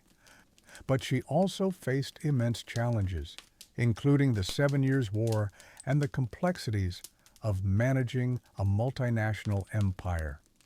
Her leadership helped to slow the decline of the empire, but it was not enough to reverse its inevitable collapse. Despite the fall of the Holy Roman Empire, Maria Theresa's legacy as a strong, capable ruler continues to resonate. She not only safeguarded the Habsburg dynasty, but also demonstrated how a woman could hold immense power in a male-dominated world. Her story is a testament to the ability of women to lead, even in the face of overwhelming odds. The pirate queens, women who defied the empires. As the European monarchies waned, the seas became a battleground for those who sought to defy established empires and create their own territories. Among the most significant and overlooked figures of this time were the pirate queens, women who didn't just engage in piracy, but who redefined the very idea of what it meant to hold power on the high seas. One such figure is Anne Bonny, one of the most notorious female pirates in history. Born in Ireland and raised in the Caribbean, Anne Bonny was known for her fierce temper and willingness to fight. She joined a crew of pirates under the leadership of Calico Jack Rackham and quickly became known for her bravery and skill in battle. Anne Bonny was one of the few female pirates who participated in raids and attacks alongside men, and her role in piracy was not just symbolic, but practical. Her reputation for fighting and leading raids was such that when she was captured by the British Navy in 1720, she was sentenced to death. However, she managed to escape her fate, and her life remains shrouded in mystery. Some reports claim that she was released after becoming pregnant, while others suggest she may have escaped from prison altogether. Anne Bonny's story represents the defiance of women in a male-dominated world. She didn't just conform to traditional gender roles, she thrived outside of them, becoming one of the most feared pirates of the golden age of piracy. Her legacy is a reminder that, even in the most lawless corners of the world, women have always had the power to forge their own paths and shape the world around them. Another remarkable pirate queen was Grace O'Malley, also known as Gren Mahaol, who ruled the seas off the west coast of Ireland in the late 16th century. Grace O'Malley's fleet was a formidable force that challenged both the English and the Irish lords, who were her rivals. Born into a noble family, she became known as a ruthless and capable leader who was both respected and feared by her enemies. Grace O'Malley's legacy is not just as a pirate queen, but as a symbol of resistance against the English crown. She famously met with Queen Elizabeth I in 1593, demanding the release of her captured family members and the return of her ships. The meeting between the two women, both rulers in their own right, is a testament to the power that women wielded, even in times when their authority was often questioned. While Elizabeth may have ruled over England, Grace ruled over the seas, demonstrating that women could command armies, fleets, and even negotiations with monarchs. The stories of these pirate queens demonstrate how, even in the most tumultuous and violent times, women were capable of rising to power and leaving a lasting legacy. In worlds where men dominated the royal courts, these women carved out their own domains and proved that leadership was not defined by gender. The silent hand of women in the decline of monarchies and the rise of new nations, while monarchies fell and pirate queens challenged empires. The true power of women in shaping the world was often hidden behind the scenes. Women were not only instrumental in maintaining dynastic power, but also in shaping the future of nations through their influence in diplomacy, politics, and leadership. Empress Catherine the Great of Russia, who reigned from 1762 to 1796, is a prime example of a woman who not only shaped an empire, but also helped to redefine the power of women in governance. Born in Prussia, Catherine married the heir to the Russian throne and eventually took power after a coup against her husband, Emperor Peter III.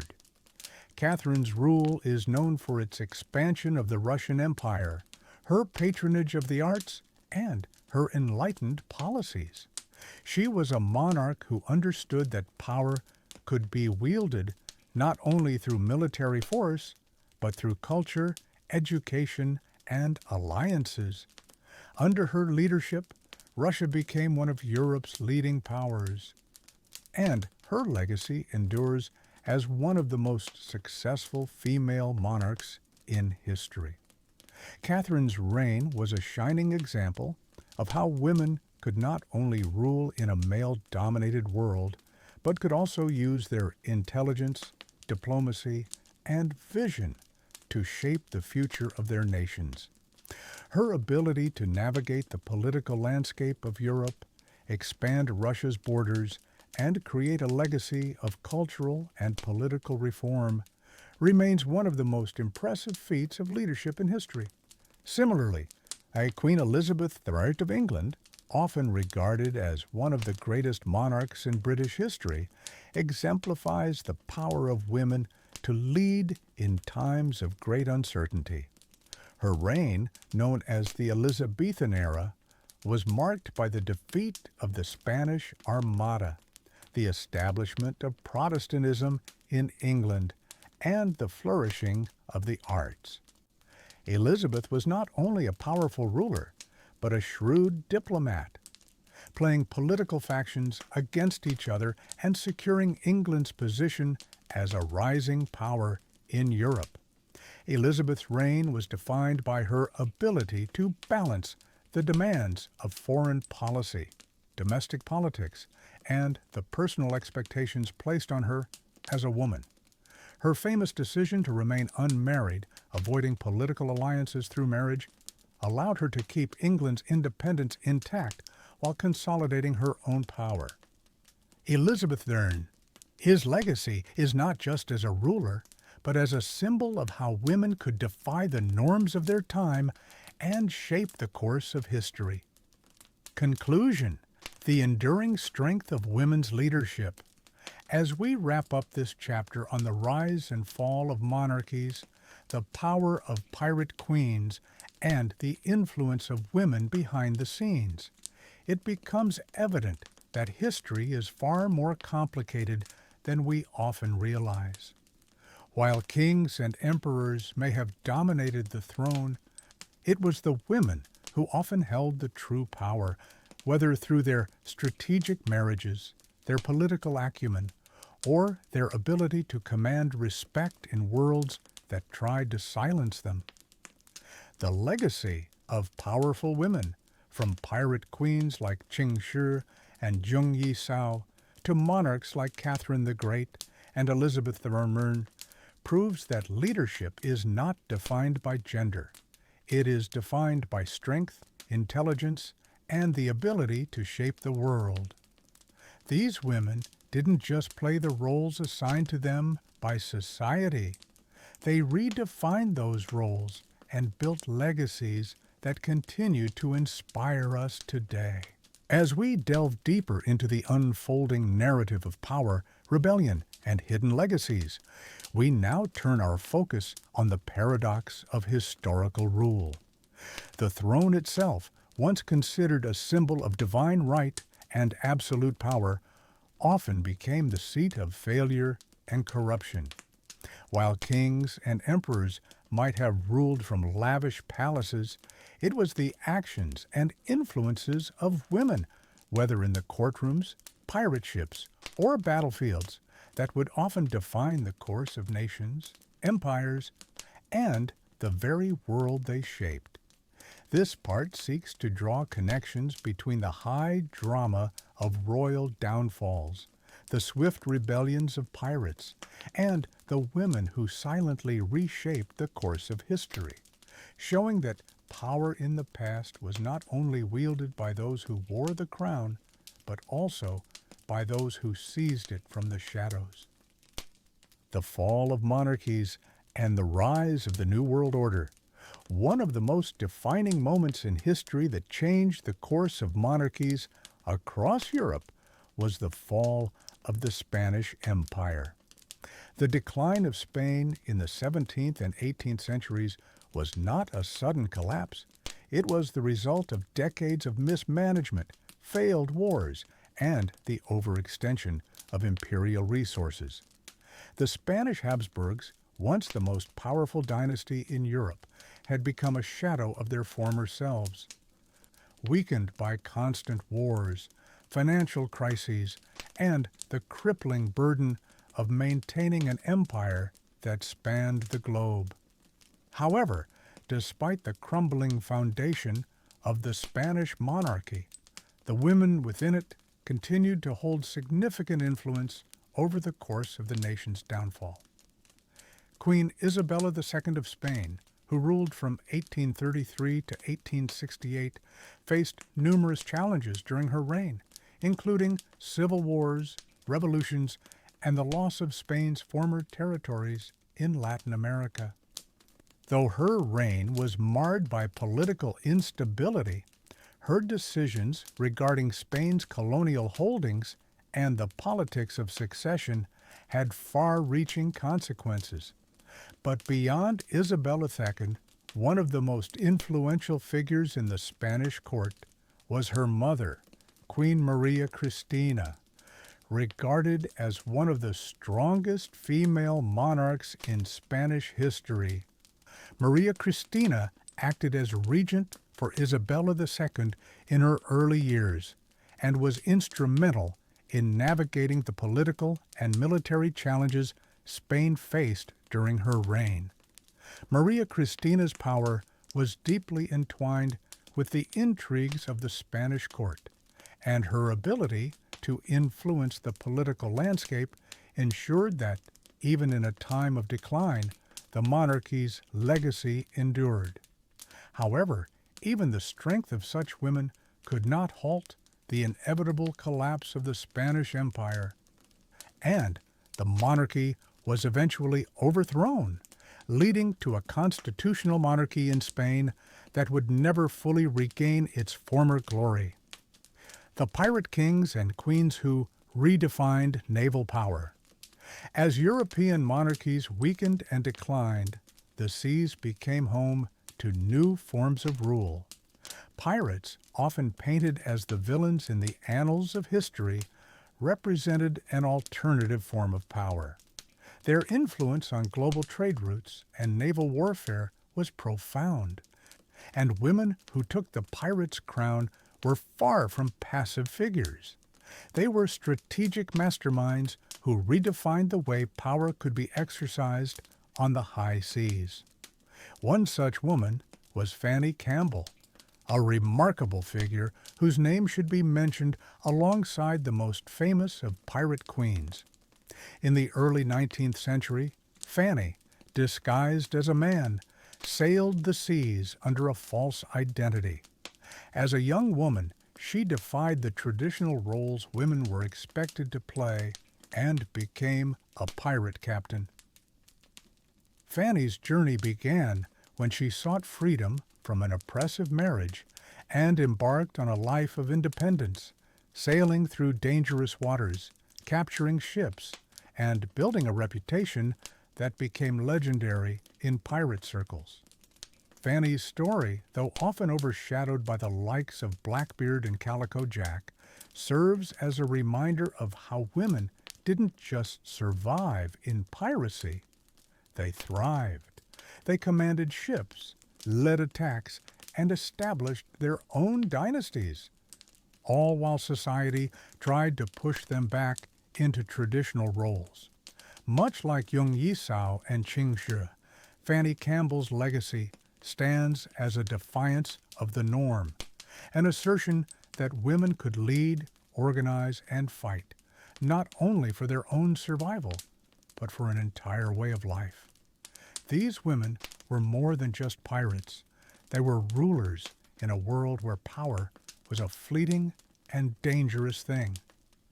The pirates of the Mediterranean and the daughters of the sea. The Mediterranean, with its tumultuous political landscape, was another crucial stage for women who sought to defy the boundaries of their time.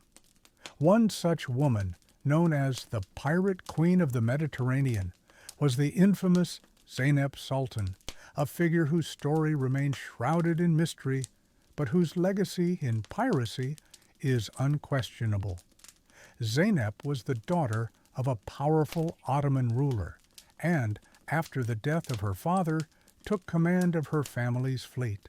Under her leadership, the Ottoman pirate fleet became a significant force in the Mediterranean, disrupting trade routes and securing power over the seas. Zeynep was both feared and respected by rival empires, as she not only commanded a fleet of formidable ships, but also negotiated trade agreements, acted as a mediator, and played an essential role in the rise of Ottoman piracy. What is particularly striking about Zeynep Sultan's legacy is her ability to break the traditional gender boundaries of her time. Women in the Ottoman Empire were expected to adhere to strict codes of modesty and restraint, but Zeynep threw those expectations aside to become a symbol of strength and independence.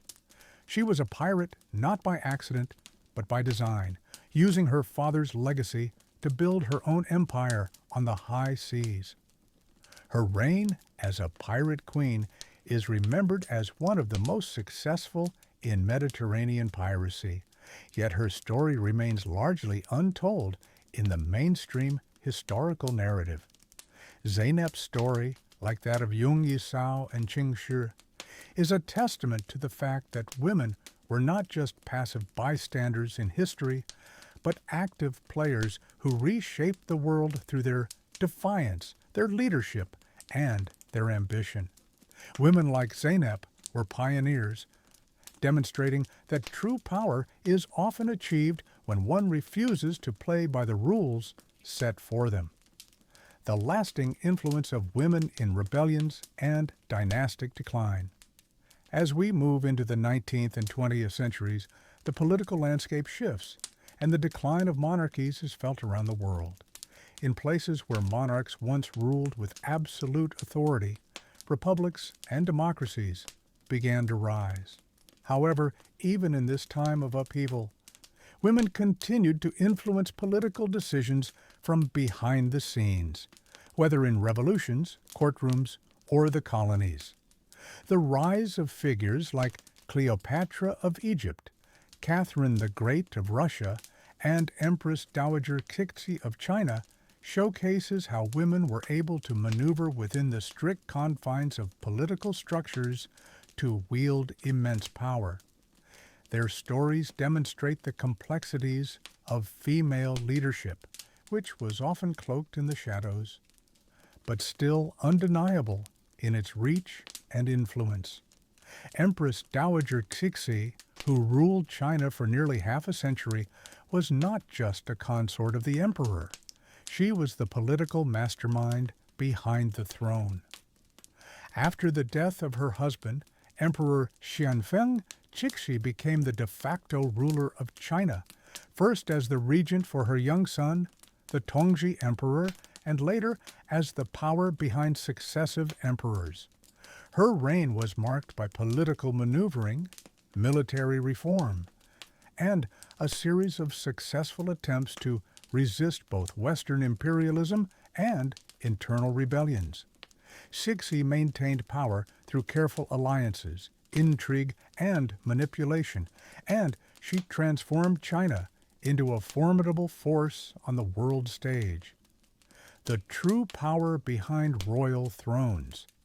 While the political history of monarchs, pirates, and empires has often focused on kings and military leaders, the women who quietly, or not so quietly, shaped those empires offer a more complete understanding of power. Women like Cleopatra, Maria Theresa, Zeynep Sultan, and Empress Cixi were not passive figures in the courtrooms of history. They wielded influence, built alliances, and fought for their legacies in ways that often surpassed their male counterparts. Their stories are not just footnotes in history. They are the untold chapters that reveal the true complexity of power. These women were not only queens, wives, and mothers. They were rulers in their own right. They may not have always worn the crown, but they commanded nations, fleets, and armies. They represented the strength of women, not as exceptions to the rule, but as women who defied the limits of their time and left legacies that endured long after the monarchs they supported or overthrew had faded into history. As we move into the final stretch of our exploration through history's grandest revolutions, fallen monarchies, and unsung heroines, it becomes clear that the real lessons of power are not found in the pages of textbooks. Instead, they are in the stories of those who took the reins, whether as queens or pirates, empresses or revolutionaries. In this chapter, we will look at the dramatic endings of royal dynasties, the silent whispers of rebellion, and the courageous women who didn't just survive in their respective worlds. They thrived, they led, and they changed the course of history forever. This section reveals the closing moments of powerful empires, the shifting tides of rebellion, and the incredible impact of women who led kingdoms, fleets, and movements with wisdom, strength, and vision. The reigns of monarchs fell, but the lasting power of those who defied them continued to shape the future. The crumbling of the Ottoman Empire and the silent power of its women. The Ottoman Empire, which spanned 6 centuries, was one of the greatest empires in world history. At its height, it controlled vast swathes of Europe, Asia, and Africa, stretching from the gates of Vienna to the shores of North Africa. However, by the 19th century, it had become known as the sick man of Europe. The empire's decline was marked by internal strife, military defeats, and the growing influence of European powers. But while the empire was crumbling, the women within its courts, particularly in the harem, continued to hold significant sway behind the scenes.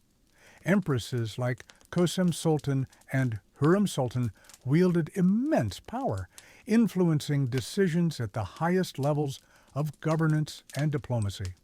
Kösem Sultan, for instance, played a pivotal role in the politics of the Ottoman Empire in the 17th century. She acted as regent for her sons, Osman II and Murad IV, and was one of the most powerful women in Ottoman history. Kösem's ability to navigate the complex politics of the Ottoman court, her influence over the imperial harem, and her strong alliances helped her maintain power for decades. Her story, like that of many women throughout history, is one of strength and resilience. Despite the constraints of the harem, Kösem was able to become a key political figure, exerting significant influence on the empire's policies. She maneuvered through palace intrigues, military defeats, and shifting alliances to retain her position at court. Kösem Sultan's reign marked the last gasp of the Ottoman Empire's grandeur, demonstrating that even in times of decline, women could seize power and play crucial roles in shaping the empire's fate. The end of the Qing dynasty and the rise of revolutionary women. As empires across the world faltered, the Qing dynasty in China began its inevitable collapse in the late 19th and early 20th centuries.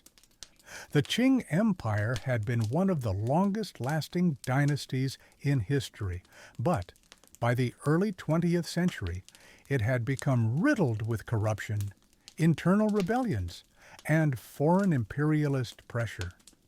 The Taiping Rebellion, the Boxer Rebellion, and the influx of Western powers drained the empire of its strength, and by 1911, the Qing dynasty officially ended, giving way to the Republic of China.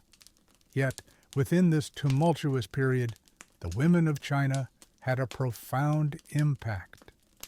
One of the most influential figures of the late Qing dynasty was Empress Dowager Cixi, who ruled as the de facto leader of China for much of the late 19th century. Though she was never officially the ruler of China, Cixi held ultimate power and ruled from behind the throne, manipulating court politics, making strategic alliances, and resisting the encroachment of Western powers. Cixi's story is a fascinating example of how women can rise to power in even the most repressive societies. Despite the restrictions placed on her as a woman, Cixi became the most powerful figure in China, maintaining her grip on the empire through political savvy, ruthlessness, and a deep understanding of the men around her. Under her leadership, the Qing dynasty attempted reforms, though they were largely unsuccessful in the face of rising revolutionaries. Cixi's death in 1908 marked the beginning of the end for the Qing dynasty, but her legacy as a shrewd political leader remained. The ultimate collapse of the Qing dynasty and the establishment of the Republic of China was fueled not only by the efforts of revolutionaries like Sun Yat-sen, but also by women who were quietly challenging the patriarchal structures around them. Women like Song Qingling, who would later become the wife of Sun Yat-sen and a powerful political figure in her own right, were instrumental in the rise of the Chinese Republic. Song Qingling's advocacy for women's rights, her role in the political landscape of the Republic, and her influence in shaping modern China cannot be understated. The fall of the Qing dynasty, while marked by internal and external conflicts, also revealed the power of women in reshaping the future of a nation. From Empress Dowager Cixi's political dominance to Song Qingling's revolutionary actions, these women played central roles in the creation of a new China. The rise of nationalism and the women who fought for independence. As old empires crumbled, the 19th and 20th centuries saw the rise of nationalism and independence movements around the world. From India to Latin America, colonies fought for their freedom from European imperialism. But within these struggles, women not only participated in these revolutions, they led them. One such woman was the Indian revolutionary Rani Lakshmibai, the Queen of Jhansi, who became a symbol of resistance during the Indian Rebellion of 1857. When British forces began to take control of India, Rani Lakshmibai refused to surrender her kingdom. She led her troops in battle against the British and became a rallying figure for Indian nationalism. Despite being outnumbered, she fought fiercely to protect her people, her kingdom, and her legacy. Her bravery and leadership made her a legendary figure in Indian history, symbolizing the strength of women in the fight for independence.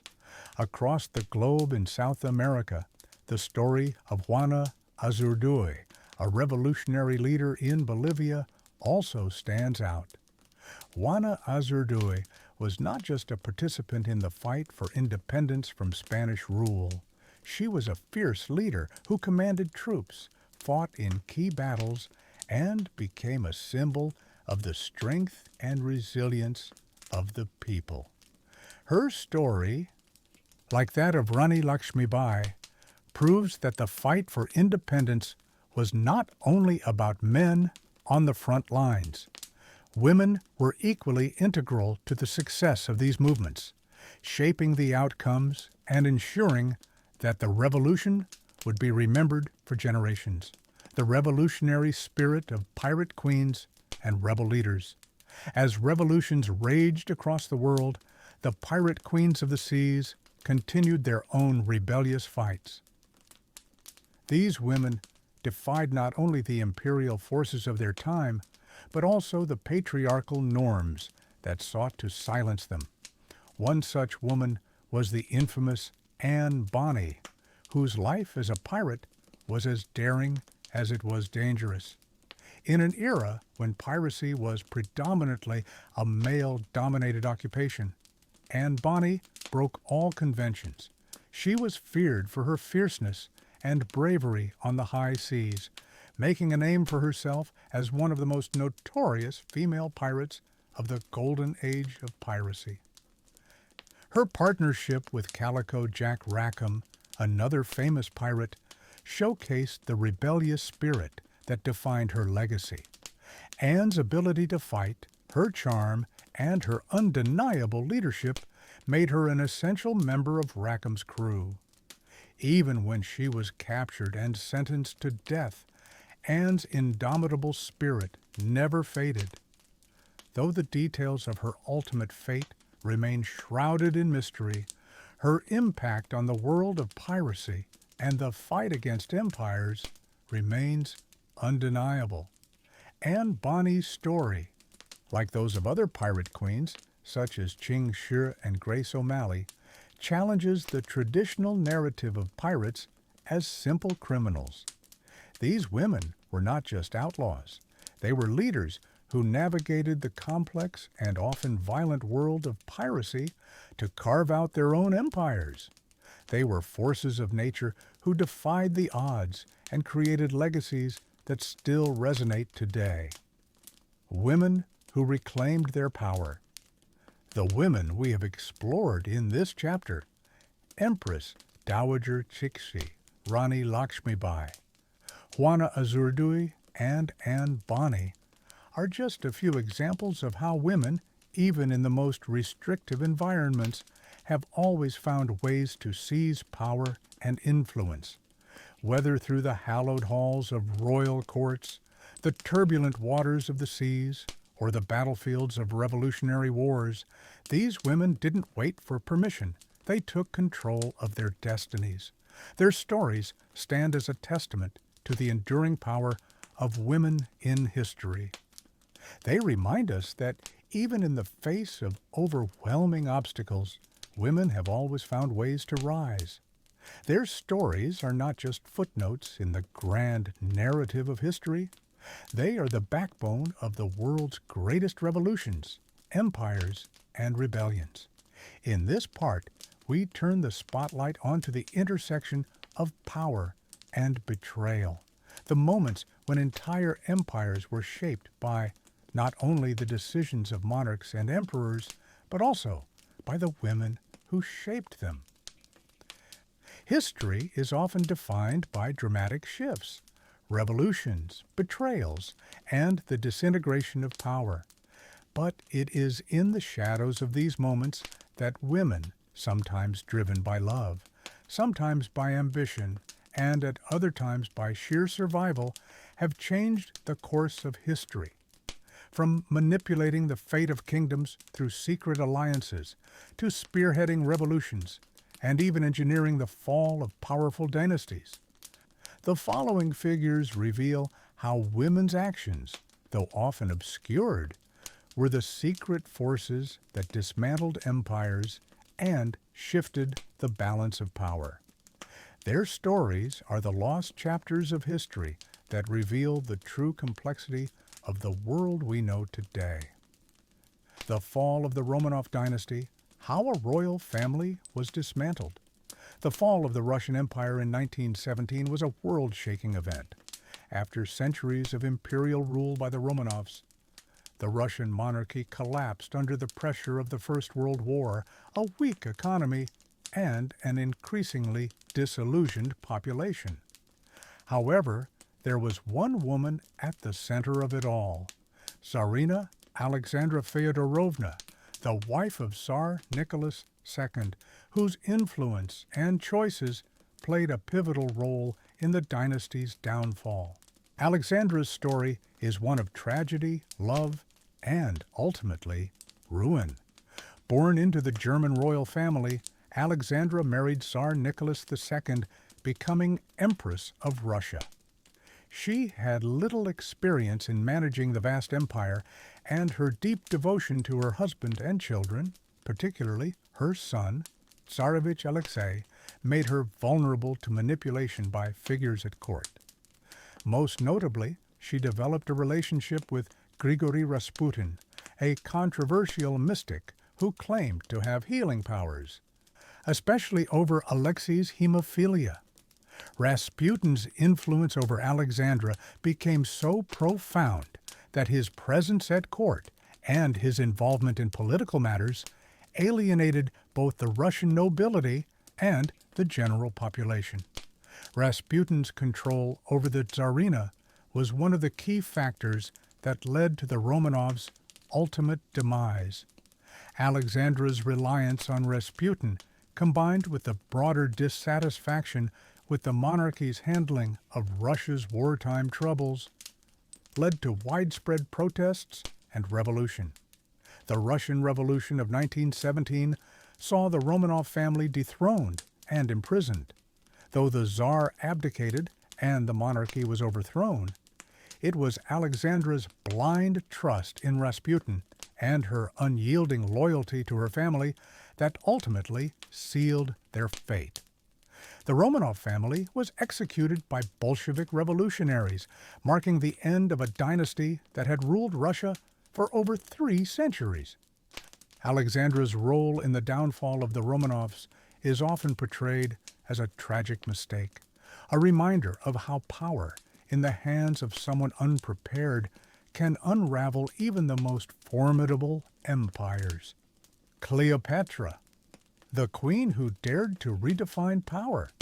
Cleopatra VII, the last active ruler of the Ptolemaic Kingdom of Egypt, is one of history's most famous female monarchs, not for her beauty, but for her remarkable political and military acumen. Born into a turbulent political environment, Cleopatra was well aware of the power struggles surrounding her reign.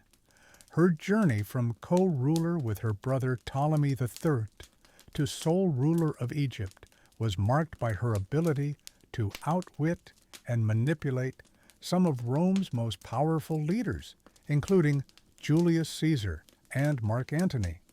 Her relationships with these men, often framed in terms of romance, were actually strategic alliances designed to safeguard Egypt's independence in the face of Rome's expanding influence. Cleopatra's ability to seduce, influence, and manipulate these powerful men allowed her to retain power in Egypt for years, longer than most other female rulers of the time could have hoped for. However, her story ended tragically when her forces, allied with Mark Antony, were defeated by Octavian, later Augustus Caesar, at the Battle of Actium in 31 BCE. After Antony's death and the fall of their alliance, Cleopatra took her own life in 30 BCE, marking the end of the Ptolemaic dynasty and the final annexation of Egypt into the Roman Empire. Cleopatra's life serves as a powerful testament to the ways in which women in positions of power could not only secure their own kingdoms, but also influence the fate of entire empires.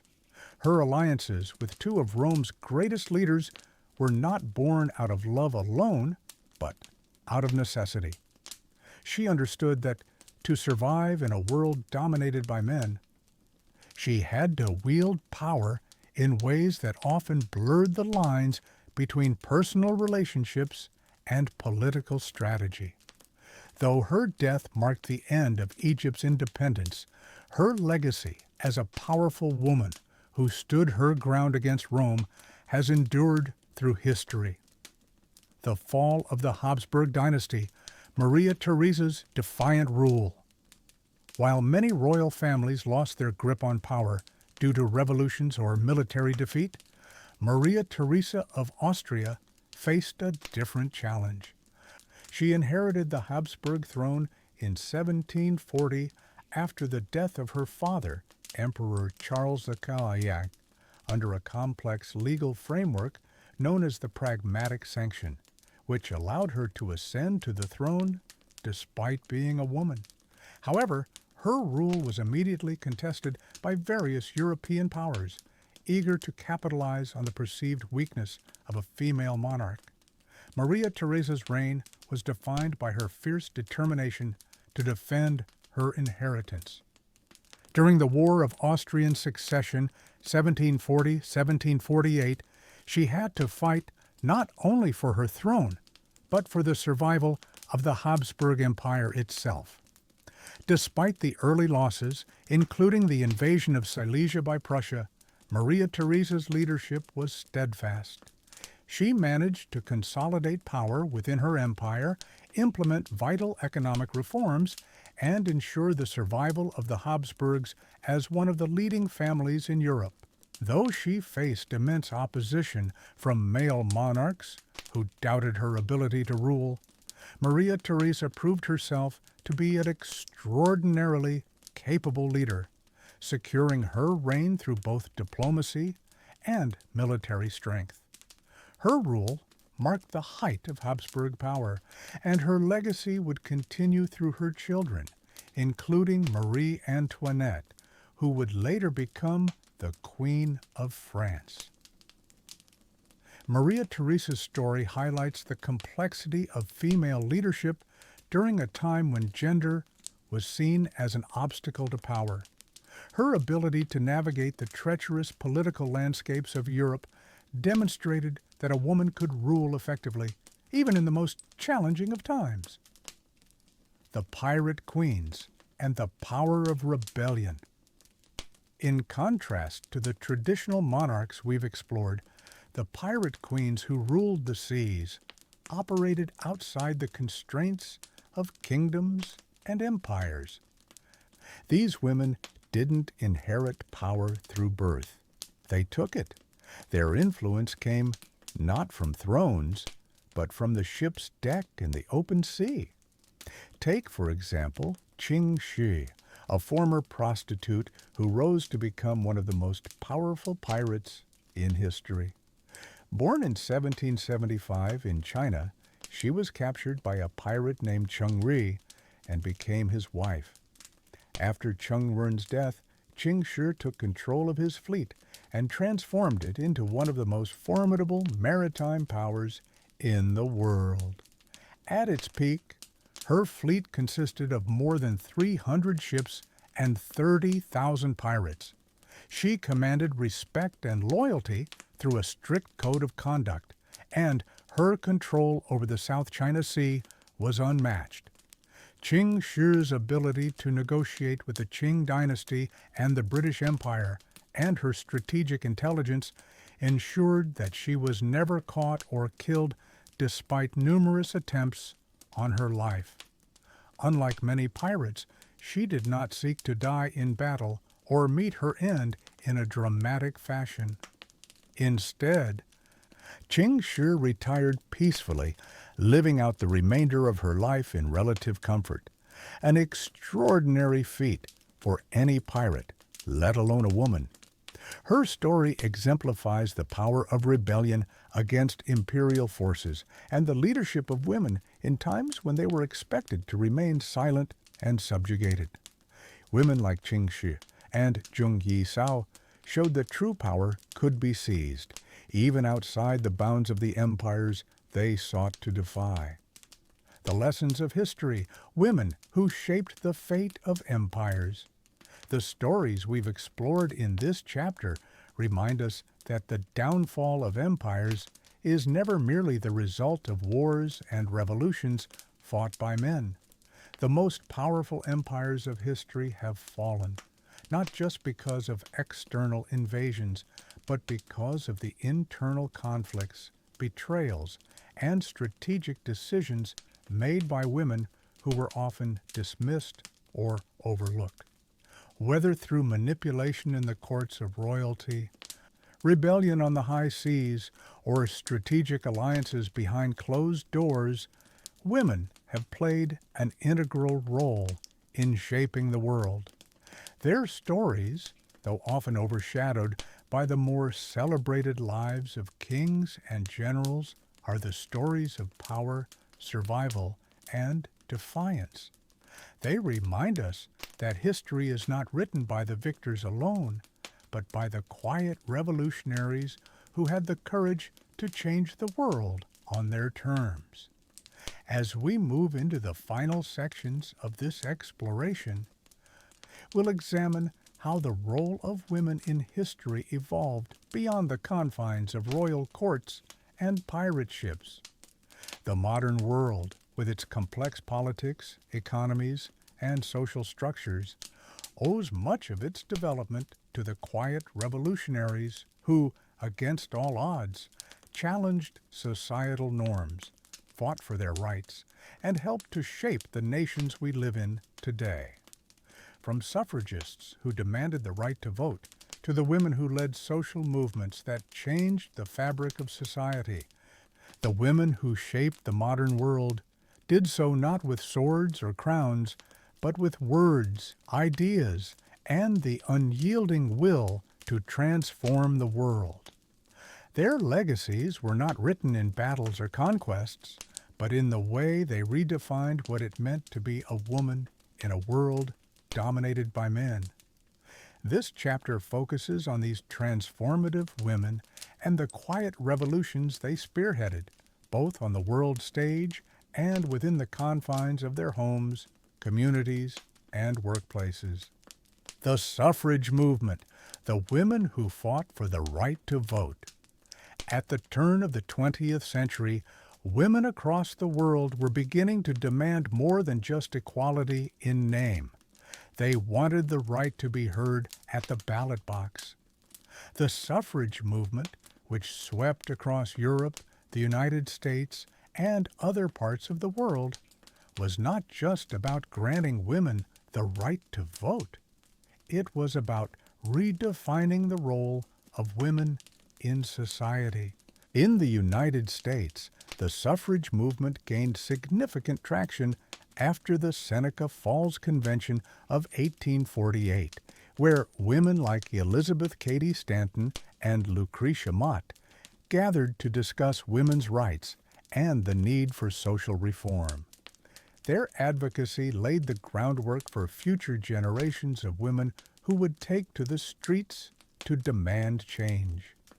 In the United Kingdom, figures like Emmeline Pankhurst and her daughters led the militant suffragette movement, organizing protests, hunger strikes, and civil disobedience in order to secure the right to vote for women.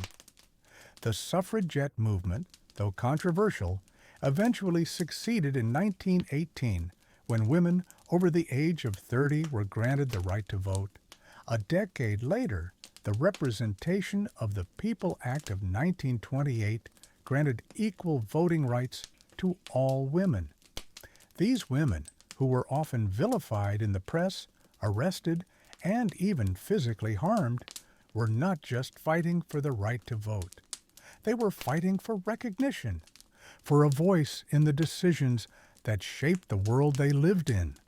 Their efforts not only secured political power for women, but also laid the foundation for the social and economic rights that followed. The rise of feminist movements and the fight for equality. While the suffrage movement marked a significant turning point for women, it was just the beginning. The second wave of feminism in the 1960s and 1970s brought women to the forefront of social change. It wasn't just about voting rights, it was about equal rights in the workplace, reproductive rights, and dismantling the deeply ingrained social structures that had kept women in subservient roles for centuries. The feminist movement was marked by influential figures like Betty Friedan, whose 1963 book, The Feminine Mystique, challenged the notion that a woman's place was solely in the home. Friedan's work sparked a national conversation about women's roles and led to the formation of organizations like the National Organization for Women, NOW, which pushed for equal pay, access to birth control, and the right to abortion. Simultaneously, women of color, led by figures like Audre Lorde, Bell Hooks, and Sojourner Truth, challenged the mainstream feminist movement to be more inclusive. They expanded the conversation to include issues of race, class, and the intersectionality of identities, recognizing that the struggles of white middle-class women were not the same as those faced by black women, indigenous women, and women of the working class. The impact of these feminist movements cannot be overstated. They led to the establishment of reproductive rights, equal pay laws, and the recognition of women's contributions to society in ways that had never been done before. While the fight for full gender equality continues, the work of these feminist pioneers reshaped the modern world and carved out spaces for women in politics, business, education, and beyond. The role of women in civil rights movements. While suffrage and feminist movements were instrumental in securing legal rights for women, women also played vital roles in broader social movements, most notably in the civil rights movement in the United States. Women like Rosa Parks, whose quiet refusal to give up her seat on a segregated bus became the catalyst for the Montgomery bus boycott, and Ella Baker, whose behind-the-scenes organizing was crucial to the success of the Southern Christian Leadership Conference, SCLC, were integral to the movement for racial equality. These women, though often overshadowed by male leaders like Martin Luther King Jr., were the true architects of the movement. They built the grassroots organizations, kept the momentum going, and fought for equal rights in a deeply segregated society.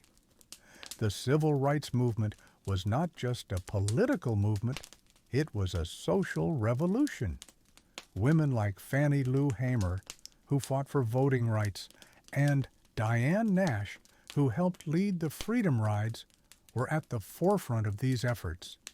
Their bravery in the face of violent opposition, their leadership, and their vision helped pave the way for the Civil Rights Act of 1964 and the Voting Rights Act of 1965, which outlawed discrimination on the basis of race, color, religion, sex, or national origin.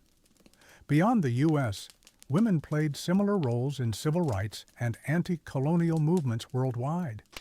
Figures like Aung San Suu Kyi in Myanmar, who led the movement for democracy against military rule, and Wangari Maathai in Kenya, who founded the Green Belt movement to address deforestation and women's empowerment, are prime examples of women leading social and environmental revolutions on the global stage. Women in the workplace. Breaking the glass ceiling. As the 20th century unfolded, women began to make their mark in workplaces that were traditionally dominated by men. From science and technology to politics and business, women began breaking barriers and proving that they could excel in roles that had once been reserved for men. One of the most notable figures in this regard is Marie Curie, who not only became the first woman to win a Nobel Prize, but also the first person to win 2 Nobel Prizes in different scientific fields, physics in 1903 and chemistry in 1911. Curie's groundbreaking research on radioactivity not only advanced science, but also challenged societal norms that believed women were too frail or emotionally unstable to contribute to hard sciences. In the world of business, women like Oprah Winfrey, Indra Nooyi, and Sheryl Sandberg redefined what it meant to be a successful woman in a male-dominated industry. Winfrey, through her media empire, became one of the most influential women in the world, using her platform to inspire change and give voice to the voiceless. Nooyi, as the CEO of PepsiCo, broke through barriers in the corporate world, while Sandberg, as the COO of Facebook, became a champion for women in leadership positions with her book Lean In, which encouraged women to assert themselves in the workplace. These women, along with countless others, helped dismantle the glass ceiling that had previously prevented women from reaching the highest echelons of power. Though there is still much progress to be made, these women's stories serve as a beacon of possibility for future generations of women, showing that the workplace can be a space for both equality and success. Conclusion: the legacy of women who transformed the world. The modern world we live in today, with its evolving gender dynamics and rapidly changing social structures, is a result of the tireless work and sacrifices made by women throughout history.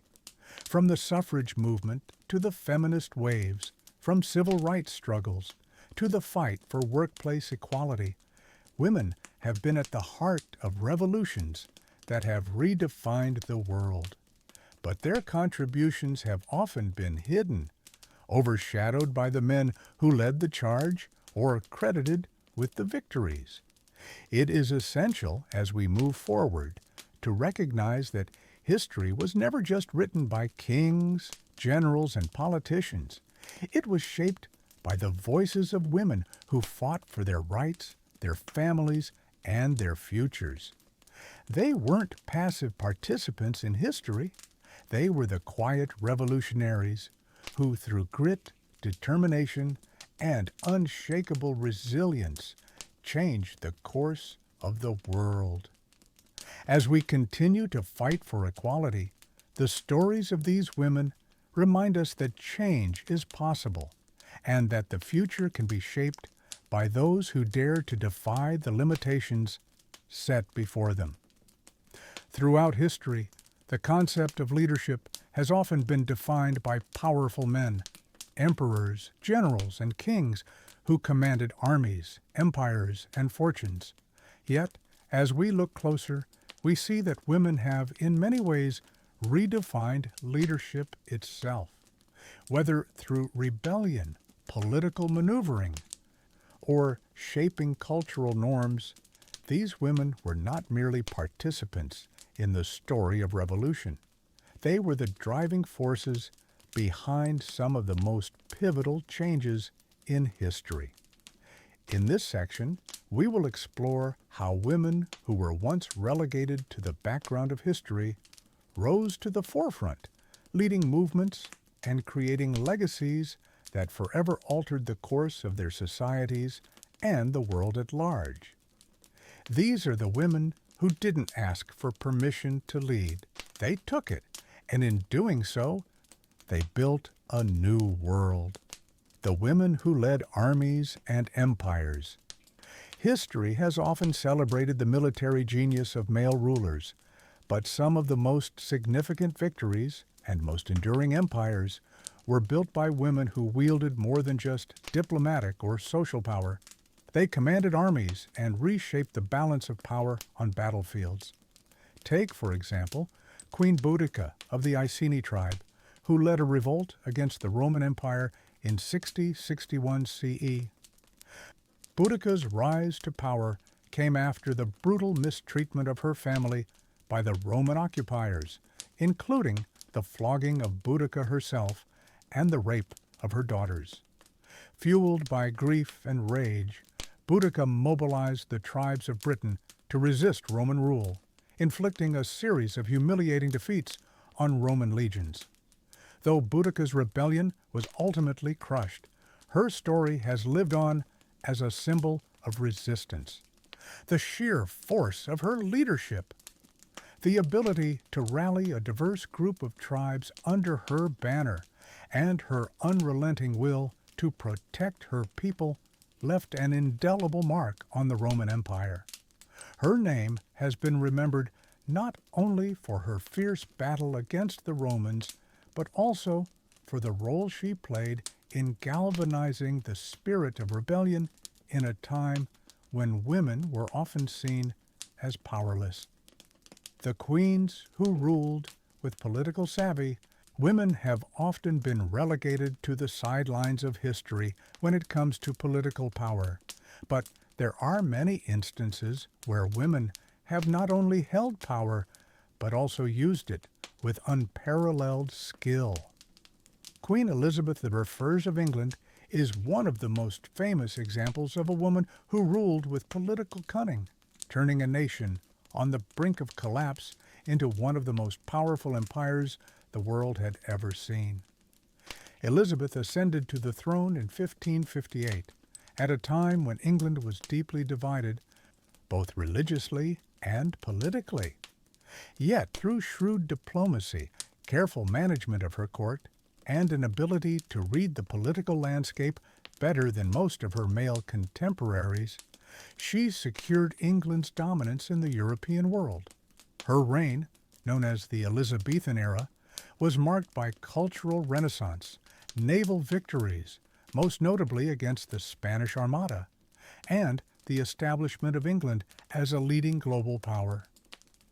Elizabeth's leadership was not defined by military conquests or territorial expansion alone. It was also defined by her ability to navigate the complex web of alliances, rivalries, and court intrigues that made up her political world. Her intelligence, tact, and understanding of power dynamics allowed her to be both a monarch and a masterful strategist in a world that was deeply patriarchal. Elizabeth III showed that a woman could wield not only political power, but also the skill to protect her country, create lasting alliances, and outsmart even the most experienced politicians. Women who led social and cultural revolutions. While many women in history were bound by the political constraints of their time, others sought to revolutionize the very fabric of society. These women redefined leadership not just through politics, but through their ability to inspire and lead cultural change. One such figure was the Brazilian writer, journalist, and revolutionary Maria da Penha, who became an international symbol for the fight against domestic violence. After surviving a brutal attempt on her life by her husband and suffering years of legal and societal barriers to seeking justice, Maria became the face of a nationwide movement against domestic abuse. She tirelessly campaigned for laws that would protect women from violence and ensure that perpetrators were held accountable.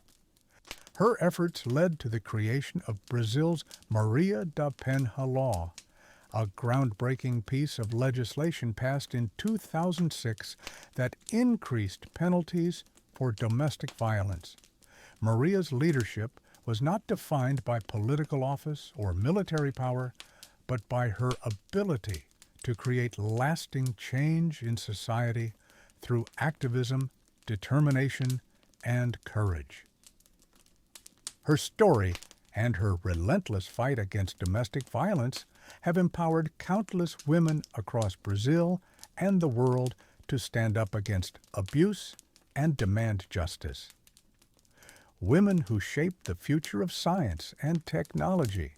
While much of history has focused on the achievements of male scientists, inventors, and engineers, the contributions of women to the fields of science and technology have been just as revolutionary. These women didn't just contribute to scientific progress, they revolutionized the way we think about innovation, knowledge, and progress. Marie Curie, of course, stands as one of the most famous examples. Not only did Curie become the first woman to win a Nobel Prize, but she also became the first person to win 2 Nobel Prizes in different scientific fields.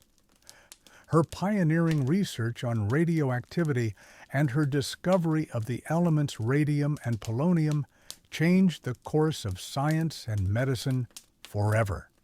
Marie Curie's work not only advanced science, but also shattered the notion that women could not succeed in scientific fields. Another example of a woman who helped shape the future of technology is Ada Lovelace, an English mathematician and writer who is often considered the first computer programmer. In the 19th century, long before computers existed in their modern form, Lovelace worked with Charles Babbage on his early mechanical general-purpose computer, the analytical engine. She recognized the machine's potential to go beyond arithmetic and could foresee its use for more complex calculations and algorithms, essentially laying the groundwork for computer programming as we know it today. Women like Marie Curie and Ada Lovelace didn't just follow in the footsteps of great thinkers, they became the great thinkers themselves, shaping the future of science and technology with their brilliance, insight, and unwavering dedication to their fields. Women who led global movements for peace and justice. Throughout the 20th century, women played vital roles in the fight for peace and justice around the world. Figures like Malala Yousafzai, who became an international symbol for girls' education and the fight against terrorism, demonstrated the power of women to lead global movements. After surviving a Taliban assassination attempt for advocating for girls' education in Pakistan, Malala continued to campaign for the rights of girls and women globally, earning her a Nobel Peace Prize in 2014. Similarly, women like Rosa Parks, whose simple act of resistance ignited the American Civil Rights Movement, or Wangari Maathai, the environmental and political activist who founded the Greenbelt movement in Kenya, have shown that leadership can come from anyone, regardless of their background or status. These women didn't just lead, they challenged the structures of power that oppressed people and demanded that the world change. They built movements that continue to have a lasting impact on society and culture, advocating for the rights of marginalized people and fighting for a more just and peaceful world. Conclusion: the legacy of women who lead. As we look back on the stories of these women, rulers, activists, scientists, and rebels, it becomes clear that the modern world has been shaped not only by the men who fought for empires, but by the women who, often without the fanfare or recognition they deserved, fought for justice, equality, and a better future. The women who redefined leadership were not always the ones who wore the crowns, but they were the ones who influenced the crowns, shifted the course of history, and inspired future generations to rise up and make their own mark on the world. Their stories remind us that leadership is not just about power, but about the ability to change the world around us. They didn't ask for permission to lead. They simply took it. And through their courage, strength, and determination, they transformed the world into something better than it was before. As we near the final chapters of our exploration into the women who have revolutionized the world, it's essential to recognize that the power of their legacies extends beyond their lifetimes. The women who led, inspired, and built have left behind an imprint that continues to influence the way we think about power, resistance, and leadership. Their stories, some tragic, some triumphant, all significant, are woven into the fabric of history, not as mere footnotes, but as monumental forces that shaped the world. This section focuses on how the legacy of these women continues to resonate today. Their battles for rights, their refusal to conform to the roles society had assigned to them, and their ability to change the course of nations have not only impacted the political and social systems of their times, but have set the stage for future generations of women to carry the torch and continue their work. The enduring impact of the women's suffrage movement. The suffrage movement was a turning point in the history of women's rights.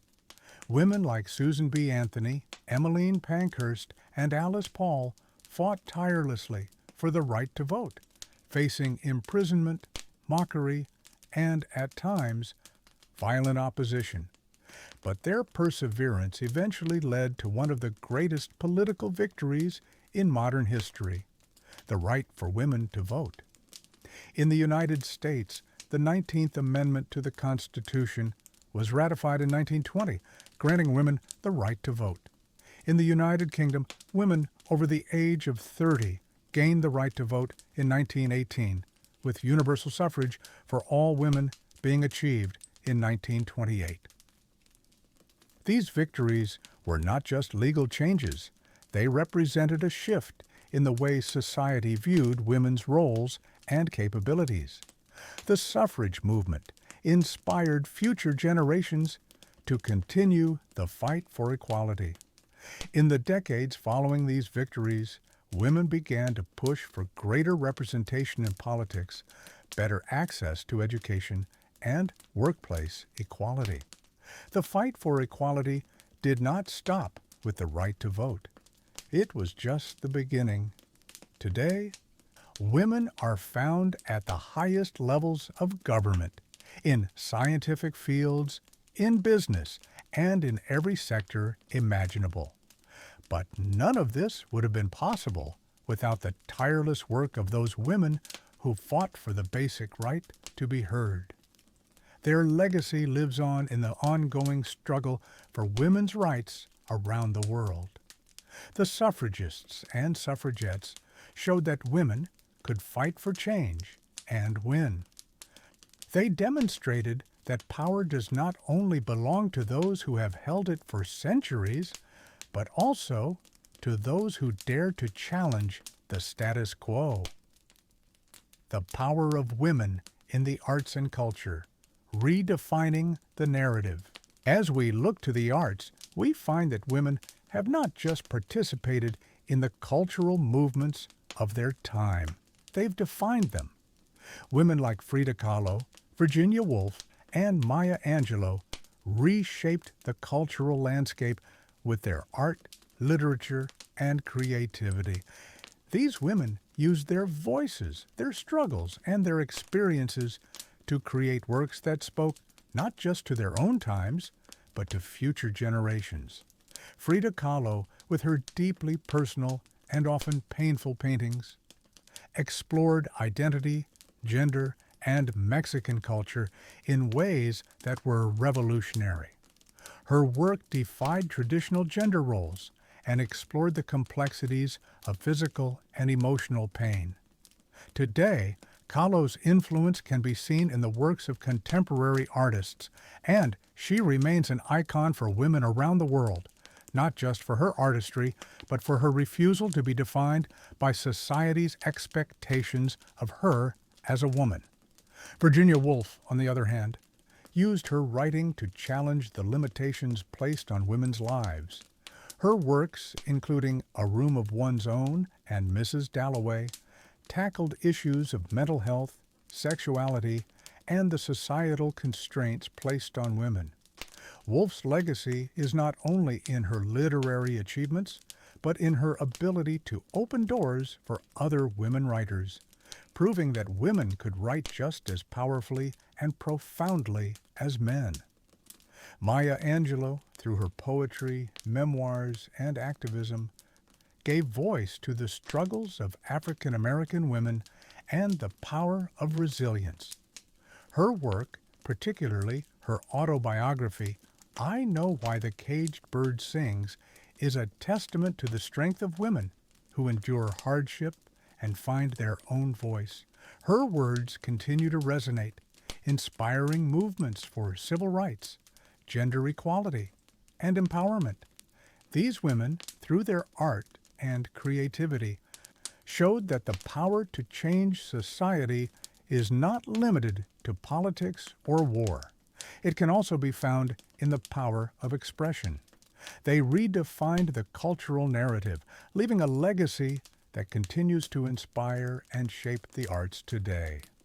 Women who pushed the boundaries of science and technology.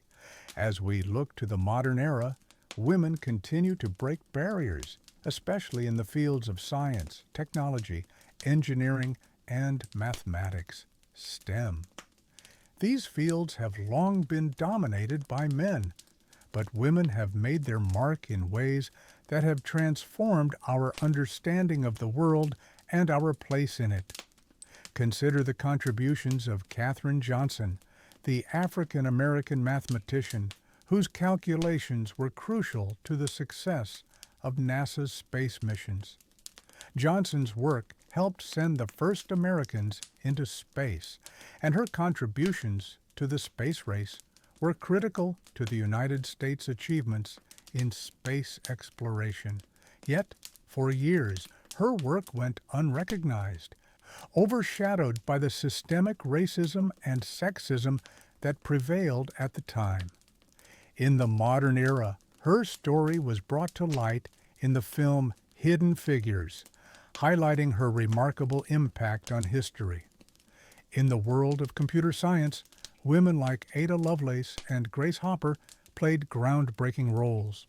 Lovelace, often credited as the world's first computer programmer, envisioned the potential of computers long before they were a reality.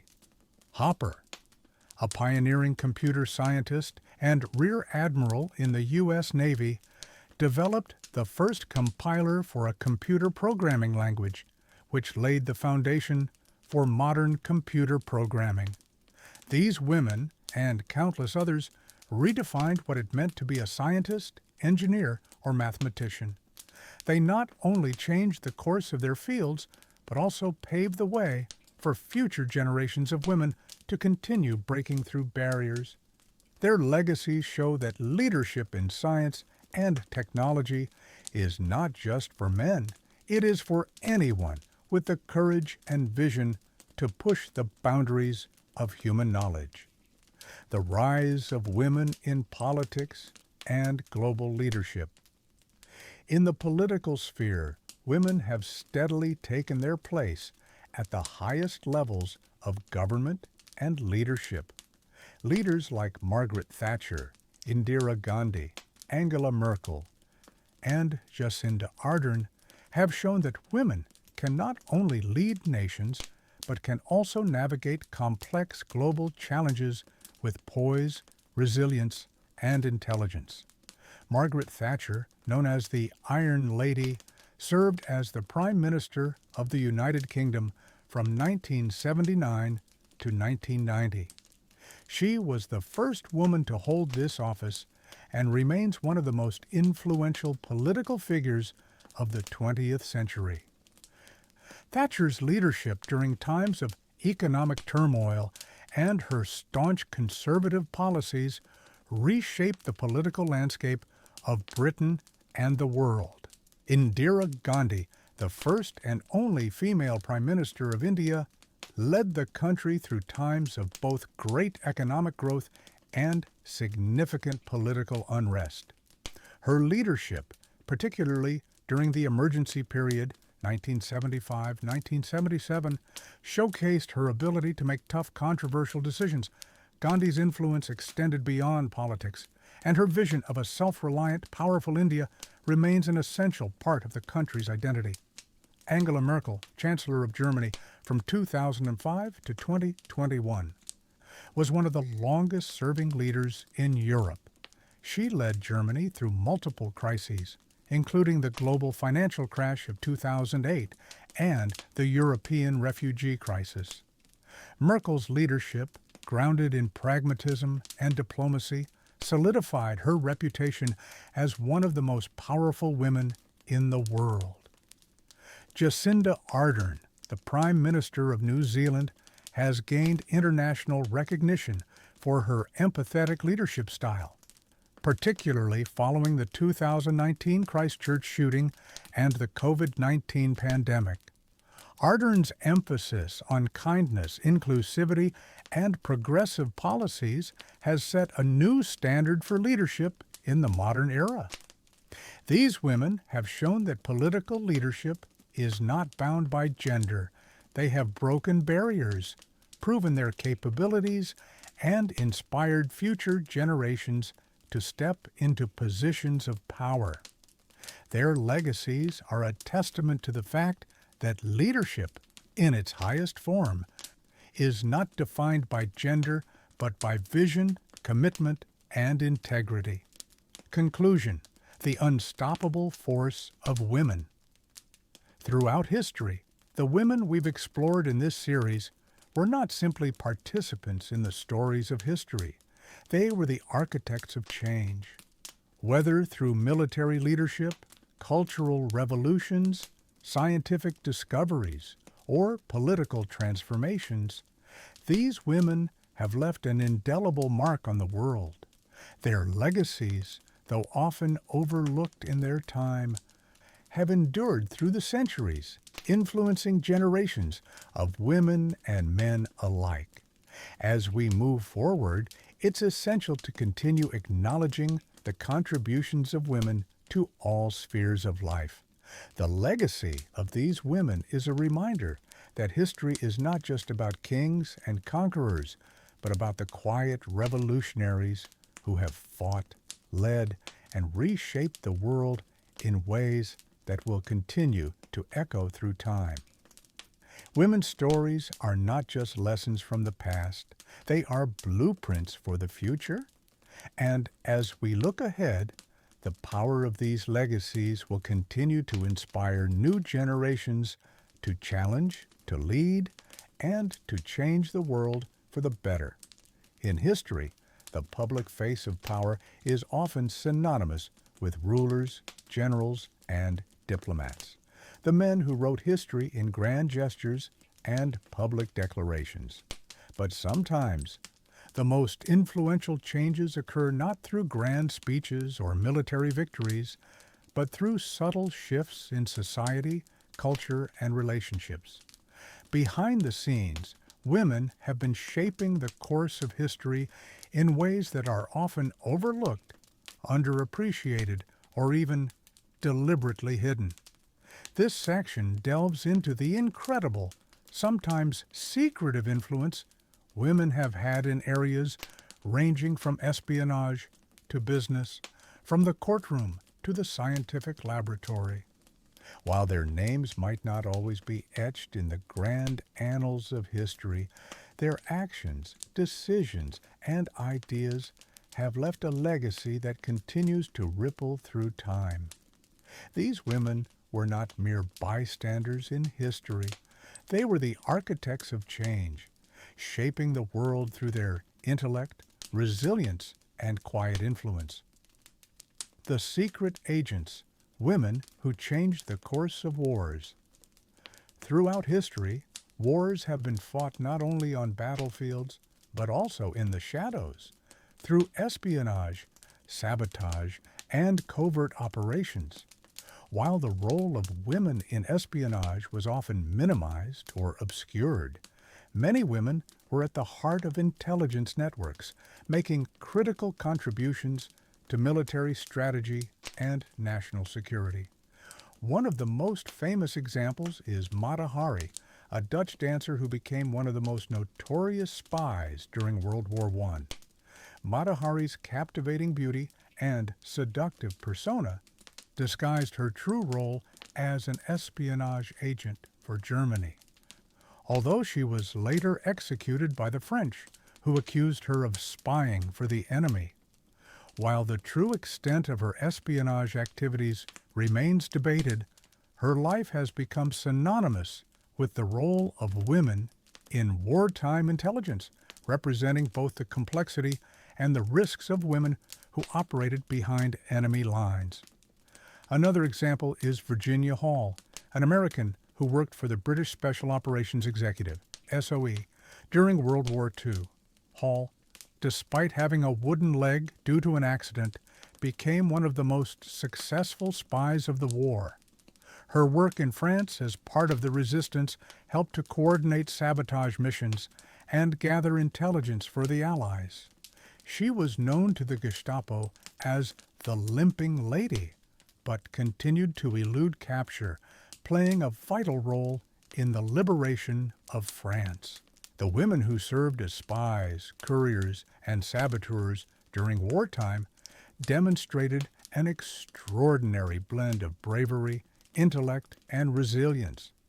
Their stories, often relegated to the shadows of history, highlight the indispensable role of women in the success of wartime operations and their ability to navigate the perilous world of espionage, which required not just physical courage, but a sharp mind and an unwavering sense of purpose. The businesswomen who built empires in the business world, where men have historically been seen as the movers and shakers, women have quietly built empires and revolutionized industries, leaving legacies that have shaped the modern economy. Take the story of Madam C.J. Walker, one of the first American women to become a self-made millionaire. Born to former slaves, Walker invented a line of beauty and hair care products specifically designed for black women. Not only did she build a highly successful business, but she also became a philanthropist and a major figure in the early 20th century civil rights movement. Walker's success was a testament to her entrepreneurial spirit, and her legacy continues to inspire women in business today. Another example is Estée Lauder, whose namesake cosmetics company has become a global powerhouse. Lauder began her career by selling skincare products to friends and family, but eventually built an empire worth billions. Her story is a reminder of how women have shaped industries from the ground up, often without the recognition they deserved, yet achieving success on a scale that many never imagined possible. Women like Walker and Lauder didn't just build businesses, they transformed the landscape of the consumer industry. They took control of their financial destinies and, in doing so, became pioneers for future generations of women entrepreneurs. Their impact goes far beyond the businesses they built. It lies in their ability to demonstrate that women could and did create empires in a world that had largely excluded them from power. The unsung scientists, women who revolutionized knowledge. While the contributions of male scientists often dominate the pages of history books, women have played crucial roles in advancing human knowledge, often without the recognition they deserve. These women broke barriers not just in their fields of study, but in their approach to science and research, reshaping the very foundations of our understanding of the world. Marie Curie is perhaps the most famous example. Her work in the field of radioactivity, which led to the discovery of radium and polonium, earned her 2 Nobel Prizes, making her the first woman to win a Nobel Prize and the only person to ever win Nobel Prizes in two different scientific fields. Yet, her achievements were not celebrated in her time as they should have been. She faced sexism in the scientific community and struggled to gain the recognition she deserved during her lifetime. Today, however, her legacy is undeniable. She not only advanced science, but also paved the way for future generations of women in STEM. Another important figure is Rosalind Franklin, whose X-ray crystallography images of DNA were key to the discovery of its double helix structure. Franklin's work was essential to the research done by James Watson and Francis Crick, but she was not given the credit she deserved during her lifetime. Her contributions to the field of molecular biology were largely overshadowed by her male counterparts, but in recent years, Franklin's role has been increasingly recognized. She remains a symbol of how women's contributions to science have often been overlooked or appropriated, but also a beacon for how to rewrite those wrongs. These women, like Curie and Franklin, show that scientific discovery is not confined to a particular gender. Their work not only revolutionized science, but also challenged the notion that women could not contribute to the intellectual and technological progress of society. Women in law and politics, architects of justice. While women in law and politics were historically marginalized, their influence has become increasingly significant in shaping the legal and political systems of the modern world. Women have fought for justice, for rights, and for the recognition of their equality within the legal structures that govern society. Ruth Bader Ginsburg is one of the most iconic figures in the history of American law. As a Supreme Court justice, Ginsburg became known for her tireless fight for gender equality, civil liberties, and human rights. Ginsburg's early work as a lawyer fighting gender discrimination laid the groundwork for much of the progress that women in the U.S. have made over the last several decades. Her legacy continues to inspire young women entering the field of law, and her role in shaping American jurisprudence is undeniable. The civil rights movement demonstrated that while men might have been the visible leaders, it was the tireless work of women on the ground that ensured the movement's success. The laws changed, but so did the very culture of activism in America. The legacy of these women continues today in ongoing battles for racial justice, equality, and the recognition of African American contributions to American life. Women and the fight for LGBTQ's rights. The struggle for LGBTQ rights has been one of the most important civil rights movements of the late 20th and early 21st centuries.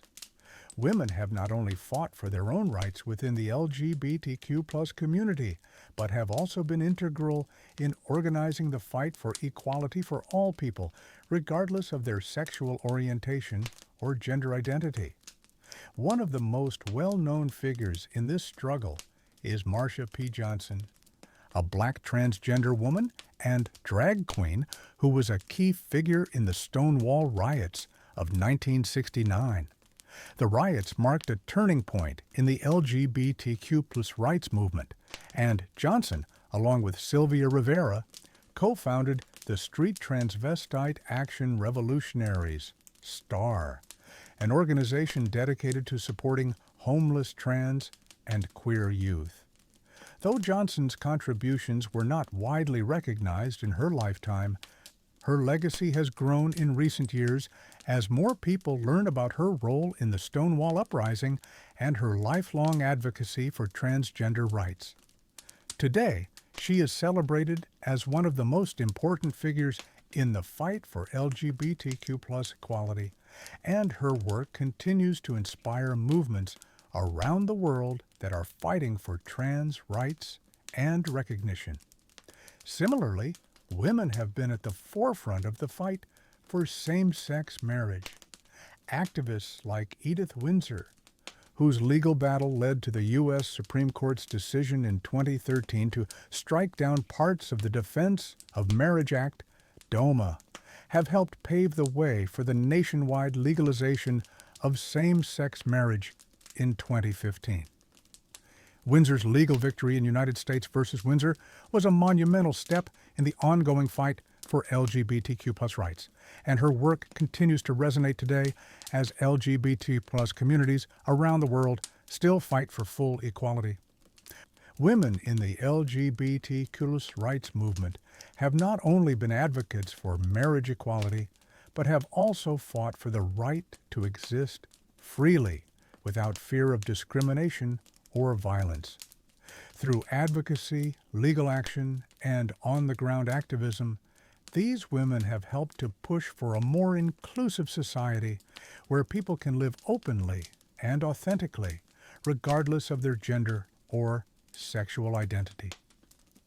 Women in the fight for reproductive rights. The struggle for reproductive rights is one of the most significant battles of the modern era.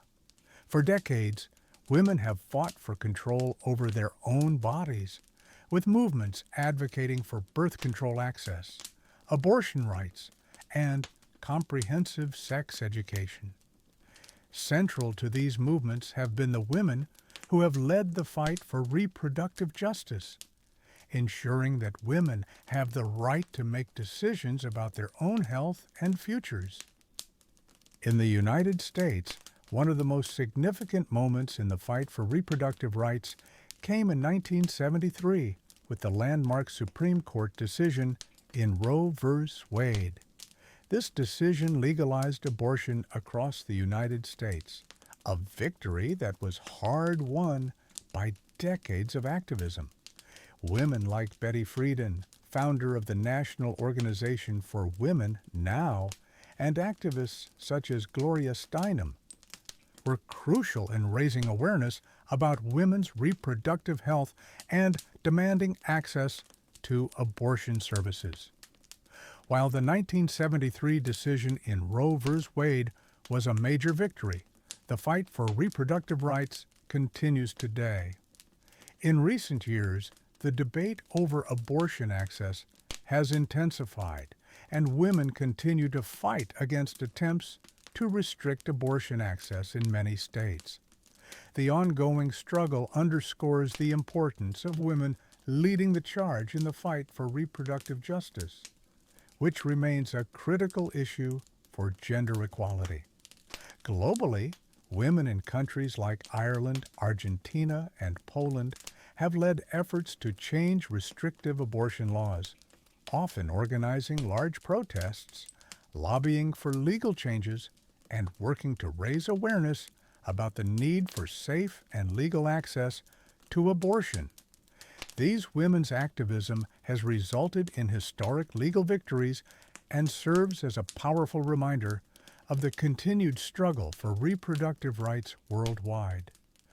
The economic fight, women and the struggle for economic equality. Economic inequality is one of the most pervasive issues facing women across the world today. Women continue to fight for equal pay for equal work, better access to the labor market, and fair treatment in the workplace.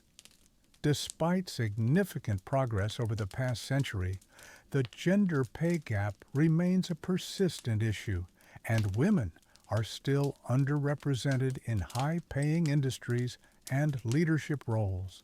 Women like Ellen Johnson Sirleaf, the first female president of Liberia, and Indra Nooyi, former CEO of PepsiCo, have become symbols of women in leadership, showing that women can not only thrive in business, but also lead large global organizations. Their success stories are critical in challenging stereotypes about women in the workforce and in high-level leadership positions. However, the fight for economic equality extends far beyond the corporate world. Women in low-income communities, women of color, and women in developing nations continue to face systemic economic barriers.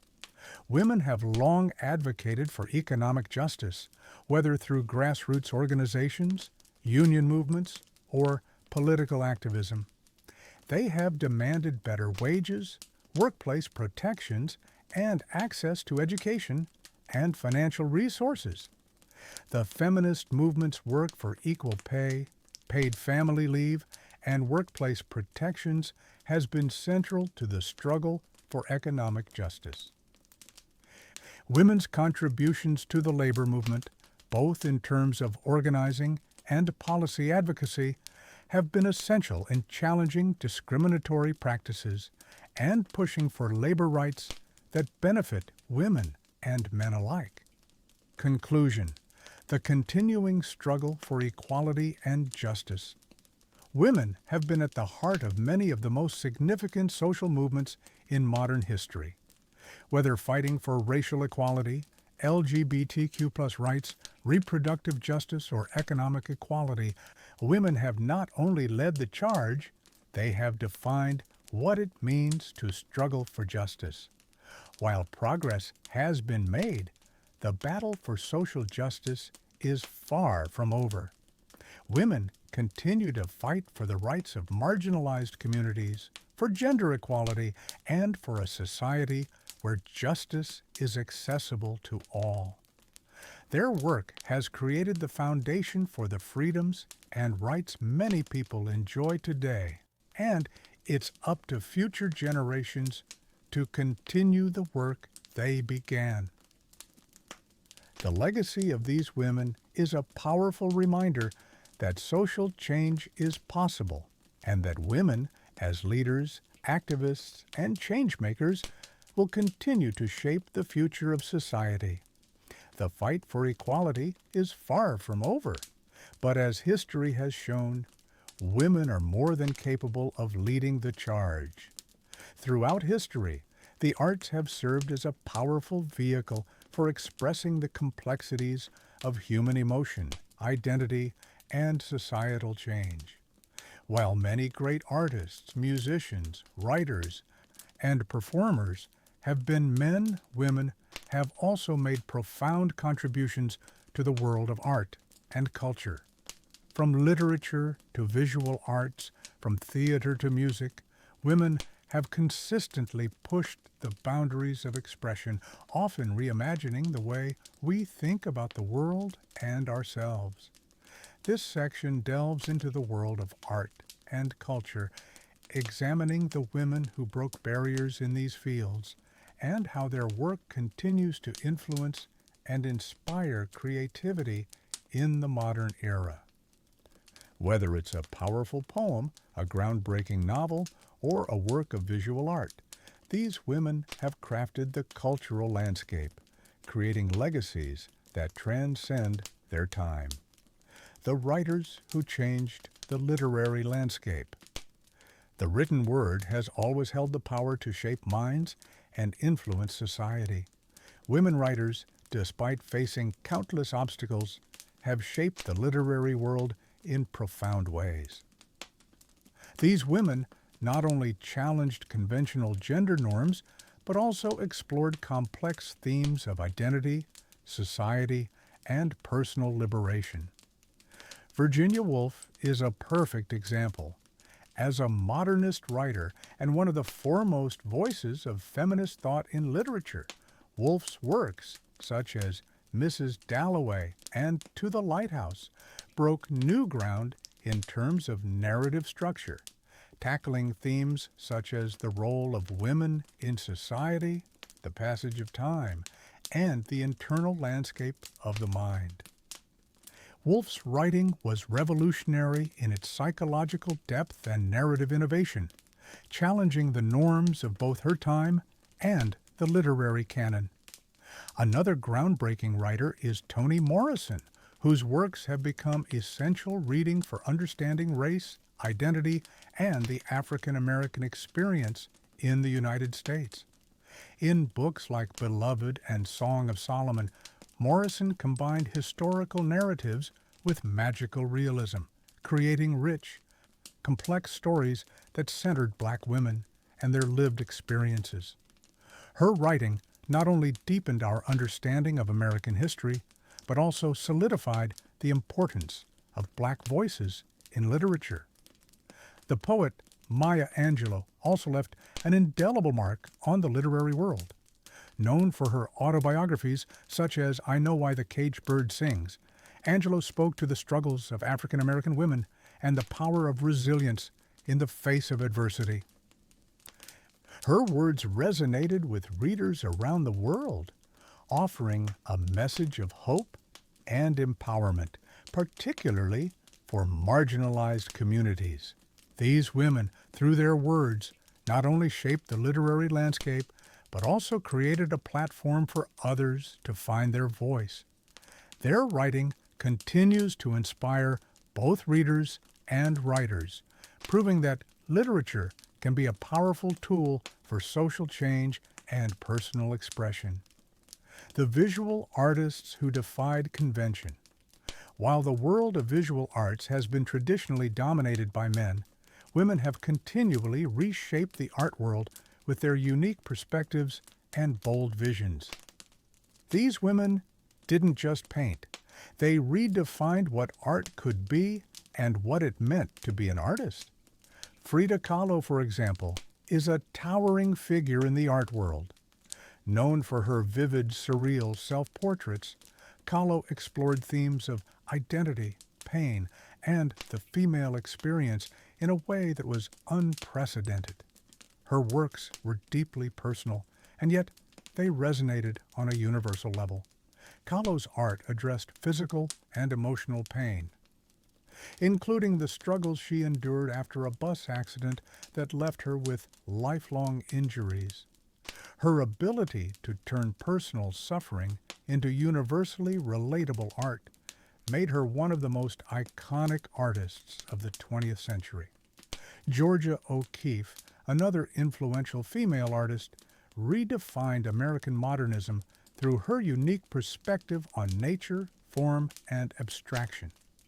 O'Keeffe's works, such as her famous flower paintings and desert landscapes, challenged conventional artistic forms and presented new ways of seeing the world. Her art was a meditation on the natural world, yet it also embodied a sense of empowerment and independence, qualities that mirrored her own life as a woman artist, in an era when such roles were still predominantly occupied by men. In more contemporary times, artists like Cindy Sherman have used photography to challenge concepts of identity, gender, and representation. Sherman's work, particularly her series of self-portraits in which she adopts various personas, critiques the traditional roles assigned to women in media and society. Her work has become a powerful tool for feminist art as it forces the viewer to confront the ways in which women have been portrayed in visual culture. These women have not only changed the way we view art, but also how we understand the role of women in the creative process. Through their work, they have proven that art is not just a means of self-expression, it is a way of challenging societal norms and changing the cultural narrative, the musicians who broke barriers in sound and genre. In the world of music, women have faced significant barriers, but many have nonetheless created revolutionary sounds that have influenced generations. From opera to jazz, from rock to hip-hop, women have been instrumental in shaping the soundtracks of their eras. One of the most iconic figures in music is Aretha Franklin, whose powerful voice and mastery of soul, gospel, and R&B made her a cultural icon. Franklin not only brought the voice of African American women to the forefront of music, but also became a powerful symbol of resistance during the Civil Rights Movement. Her song Respect became an anthem of both the feminist and civil rights movements, calling for both gender and racial equality. Franklin's ability to transcend genres and her unwavering commitment to social justice solidified her place as one of the greatest musicians in history. Another groundbreaking musician is Billie Holiday, whose unique voice and emotionally charged performances helped shape the world of jazz and blues. Despite facing racism and sexism throughout her career, Holiday's music resonated with millions, addressing themes of love, loss, and the struggles of African American life. Her haunting rendition of Strange Fruit, a protest song about lynching, remains one of the most powerful pieces of music ever recorded. In the world of rock music, Patti Smith was a pioneering figure. Often referred to as the punk rock poet laureate, Smith's music and poetry reshaped the landscape of rock and roll. Her debut album, Horses, is considered one of the most influential albums in the history of rock music. Smith's fusion of poetry, rock music, and feminism created a new model for women in the genre and opened doors for female musicians to express themselves in ways that were previously not seen in mainstream music. These women, through their music, have changed the way we think about sound, rhythm, and genre. They have redefined the role of women in music, proving that women can not only be musicians, but can also shape the cultural soundscape of their times. Women who shaped theater and film. In theater and film, women have often been relegated to supporting roles, yet many have risen to prominence as writers, directors, and performers who changed the direction of both industries. In theater, women like Lorraine Hansberry, who wrote the landmark play A Raisin in the Sun, broke barriers for black playwrights and the portrayal of African American families on stage. The play, which explores racial discrimination, economic hardship, and the dreams of a working-class family, was groundbreaking in its honesty and depth. Hansberry's work was pivotal in elevating the voices of black women and men in American theater. In the world of film, one of the most significant figures is Kathryn Bigelow, the first woman to win an Academy Award for Best Director. Bigelow's films, such as The Hurt Locker and Zero Dark 30, not only broke genre conventions, but also tackled complex political and military themes. Her success as a director in a male-dominated industry challenged the assumptions about women's ability to helm high-budget, high-intensity films and helped pave the way for future women directors. Other trailblazing women in film include Ava DuVernay, who directed the critically acclaimed film Selma and became the first African-American woman to direct a film nominated for a Golden Globe Award. Her work as a director and producer has been groundbreaking in portraying race, social justice, and the complexities of American history through a female lens. These women, through their work in theater and film, have not only reshaped the way stories are told, but have also ensured that women's voices continued to be heard in industries where they were historically silenced. Their impact continues to be felt today as they inspire future generations of women to take up the pen, the camera, and the stage to tell their own stories. Conclusion: the lasting impact of women in art and culture. As we reflect on the contributions of these women to the world of art and culture, we recognize that their influence extends far beyond their individual works. They reshape the way we think about the world, about gender, and about the possibilities of artistic expression. Their legacies live on in the works of contemporary artists, writers, musicians, and performers who continue to push boundaries and challenge conventions. The women who shaped the world of art and culture demonstrated that the power of creativity transcends gender. They used their art to speak truths, to challenge societal norms, and to give voice to the voiceless. Their work continues to inspire, and their stories remind us that art is a powerful force for social change, one that can challenge oppression, give voice to the marginalized, and illuminate the most complex aspects of the human experience. Their influence can be seen in every brushstroke, every lyric, every page, and every scene. These women didn't just shape culture, they created it. Throughout history, women have been at the forefront of social movements, challenging injustice and demanding equal rights. Whether it was through organized protests, grassroots advocacy, or speaking out against oppressive systems, women have consistently been the driving force behind major social and political change. From the early suffrage movements to modern-day environmental activism, women have stood up, raised their voices, and fought for a more just and equitable world. In this section, we will explore the powerful legacies of women in activism. Their struggles for gender equality, racial justice, economic justice, and environmental protection have reshaped societies and continue to inspire global movements for justice today. The suffragettes and the fight for women's rights. The fight for women's right to vote is one of the most pivotal struggles in modern history.